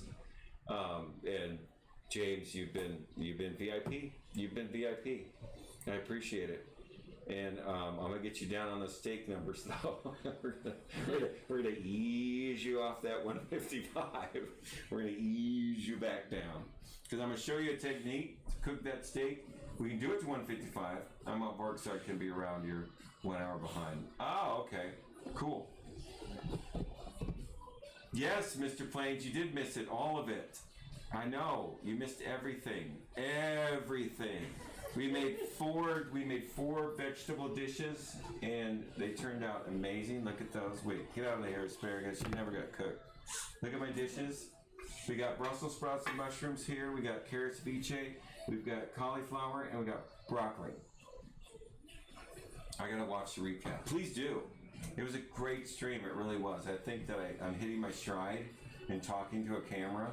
I think I'm starting to get it more relaxed and more comfortable in my own skin about this. Because it's not easy. It's not easy because you're not only cooking, but you're also talking and you're trying to be entertaining. But at the same time, you still want to keep people's knowledge level up. You don't want to just dance around here like an idiot. You want to bring some sort of a semblance of intelligence to what you're doing. Later, you can hire an idiot. Yeah, so I'll hire an idiot later. Just like a underwear wearing idiot that runs around the kitchen. Would you ever do blue rare? I would, but I'm not a fan of it. I'm not a fan of it at all. I'm just not. Because I believe steak has to have a certain amount of mallard to it to have a correct flavor. And that's just playing in areas I'm not interested in playing. It's not hosting you. We just got hosted. Thank you, Digits TV. Man, we got hosted. That's so sweet. Thank you, Digit TV. Welcome, everybody who got out hosted and outrated. What we're gonna do? That's totally cool. We do have YouTube videos. You should do. I do actually, Allie. There are. If you follow our link to our YouTube, it's lessons in cookery, and you have the voice. Well, thank you. I appreciate it. I do, and I do have YouTube videos. Kevin. What? That's the bot that said that. No. It'll always be the bot that says that. No, she said that. Oh, okay. I thought you meant that you would give us the gift. No, she said that I have a voice and a face for YouTube. Oh. It's better than a voice and a face for radio. Yeah, it is. But no, we have videos on YouTube. We're, like I said, we slowly now watching the stream. Aw, thank you, James. Hi, James's daughter. Yeah, I'll go ahead and put that Twitch link. I mean that YouTube Put link. your YouTube link in the Twitch panels / description. Okay, that's something else we're learning. We're learning the whole Twitch thing, and we're learning the whole YouTube thing, and we're learning the whole Facebook thing. We're learning how to tie it all together, and it's rough and clumpy, and it's weird for us. Food is what I know, so I've kind of got other people I kind of shovel that off to them because I really want to spend a lot of time immersing you in this food. And that's what really matters to me and what's super important to me. It'll be easier to find the channel. Okay. Put your YouTube link in the Twitch panel / description. Okay, Facebook / who uses Facebook? Yeah, Facebook, huh? Who uses Facebook anymore? I know. I'm behind. My Facebook is 99% news. I know. We All don't right. have a Twitter. We have an Instagram. We don't have a Twitter. We do have a Twitter. We have a Twitter. But All right, we there's have a not Twitter. much on it There's not right much now. on it. There's not much on Instagram either. Food is 50% Instagram. True. That's why now we're just starting to take pictures of, because before we were just doing the mother sauces, so it wasn't really a thing that we could start kicking out good pictures. So now that we're starting the vegetables, we'll start doing more pictures. And like I said, if you're just showing up here, guys, thank you so much for showing up. I don't know if it's raid quality people coming over or if you just stumble in here. I really appreciate it. We're going to spend the whole week dealing with vegetables and probably part of next week just on vegetables. So if you know anybody that doesn't like vegetables, or if you want to try just like an all vegetable diet, come in here because we're going to be dealing with just vegetables. Today we made a carrot ceviche, which is right here, which is a simple 5-ingredient dish. And then we made broccoli, and there's a cooking method for this, and we made cauliflower, and there's a cooking method for this that are very similar. Then whenever you cooked it that way, and tomorrow I'll do the same thing over again with the broccoli and cauliflower, or watch the video that'll be down there later on this afternoon to see how to cook those two things and how simple vegetables really are to cook, and how you can make them almost foolproof that you'll never overcook broccoli again, you'll never overcook cauliflower again, and you pretty much don't have to do anything. You just do this few simple steps, shut it off, put it on the back of the stove, and it cooks itself. You don't have to do anything. And then we made a Brussels sprout and mushroom saute, and that is my favorite vegetable of all, is the Brussels sprouts and mushroom saute. And so I love this, and it was really a experiment of taking something that's bitter, which is a Brussels sprout, and then we cut it up, and then we added a sauteed mushroom to it, which has umami, which helps kill the bitterness. So it's a cross combination, and from day one I've told you good food is a balance between that bitter and that heartiness, and you find that right balance, and then you have to know how to control that. And once you learn how to control that, then you can take that dish and curve it in any direction that you want. And then you can also take, because all that we did in all these 4 dishes is we controlled the water to utilize to take that water to cook those dishes. So once you learn how to control water in your food, everything else is easy. Everything else is just a matter of picking a country to go to eat food from. And then when you find out that country only has a couple spices, you can travel anywhere in the world. I can take any one of these 4 dishes and take it to anywhere in the world.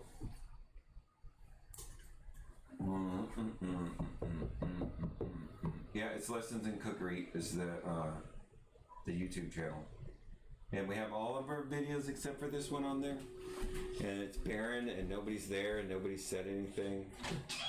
But it's there, we do have it. And I'm really enjoying Twitch. I didn't think I didn't know how I was going to handle it whenever I first started doing it, because I'm used to doing demonstrations in front of people that I can get crowd reactions to. Like when I say a joke, I'm just sitting here. You'll hear me pause because I'm waiting for the hysterical laughter that I never get, but I'm still pausing to wait for it. But on the camera, I don't get that. I'm literally staring at the little light in the camera. So I got to get used to it, but I'm starting to get it come into my own. I'm starting to become comfortable just being okay with just talking constantly for now going on almost 4 hours. What's going on? So, I really hope you guys enjoyed this today. I don't want to go anywhere. It's so much fun. I don't know what else I can do though. What else can I do? I can do some dishes. But tomorrow, like I said, tomorrow we're continuing on the veg. If you look down here, you'll see our schedule. We start time at 6 Central. And there's a counter even down further that tells you how many hours, and it adjusts to your time zone. Wherever you're at, it will tell you how many hours till the next whatever we're doing. And I just please follow us, and if you like what you see and you're enjoying this, then subscribe to us. And there's also a donation thing. We're going to get a smoker as soon as we raise the money for it, as soon as I can start I gotta get somebody else to put my money towards it so that we can get that counter to start rising. We're gonna smoker, and then we're gonna do barbecue from all over the world. That'll be probably a month worth of work, just streaming 5 days a week and doing just barbecue from everywhere in the world. And then showing you the simplistic sameness between those things. And then you could start to tackle bigger food issues. And you start to become more comfortable. You gain a repertoire. Hey Kai, bro, I following you if you're following Rubik's Cube 3. Hey bro, I follow you if you follow Rubik's Cube 3. I think I do. I think I do. I'll have to check. Or my tech will check. That rhymes. We do? No, I'm gonna check. Okay, we're gonna check, see if we do. But I really appreciate it. This has been so much fun. I really enjoyed the stream. Come back tomorrow at 6. Like I said, Central Time, or follow that little head out. It's 8 a.m. It's good to try it. Sleep again. Allie, I'm so happy that you came in here. You and I are gonna talk Indian food. You and I are gonna talk curries. We're gonna talk masalas. We're going to talk, gram masalas and tiki masalas, and we're going to, I can't wait. I can't wait. And the correct way to cook tofu. Not that stuff. Not that garbage that we get here. The correct way. But we're going to raid. Do I have a raid set up? No. Set one up. Because I got to finish this Rex, are you mess. streaming yet? Huh? I was asking Rex if he's streaming. She wants to know if Rex is streaming yet. I'm starting now. Okay, we'll raid Rex. Screw it. We're coming your way, Rex. You better be nice to everybody too, Rex. These people have been awesome to me today. You are awesome, Rex. You missed today's thing. You suck. But again, I want to thank you guys from the bottom of my heart. I really do. And I know today was so amazing for me. And I'm going to just keep giving you guys this amount of attention. And we're going to get through this food misunderstanding all the way until it becomes second nature. And you just start cooking, and you start cooking, and you start expanding your cooking knowledge. And everything starts to become easy, and everything starts to become excited. Then you're going to be excited to cook. You're excited to come home and make a dish and try it, whether it's just be for yourself or for everyone that you love or for your worst enemy. But please, whatever you do, get a follow in there, and if you're brave enough, get a subscribe in there, and then help us donate to the Smoker Fund, and we'll make this as big as you guys want to make it. It's all on you guys. I'll just show up every day and nonstop talk for 3 or 4 hours, and then you guys decide my fate. So, go. He said he's wrote. What does that say? Started. Oh, it did? He started. Yes. Ready to go? Yeah. All right. Thanks, guys. Bye bye.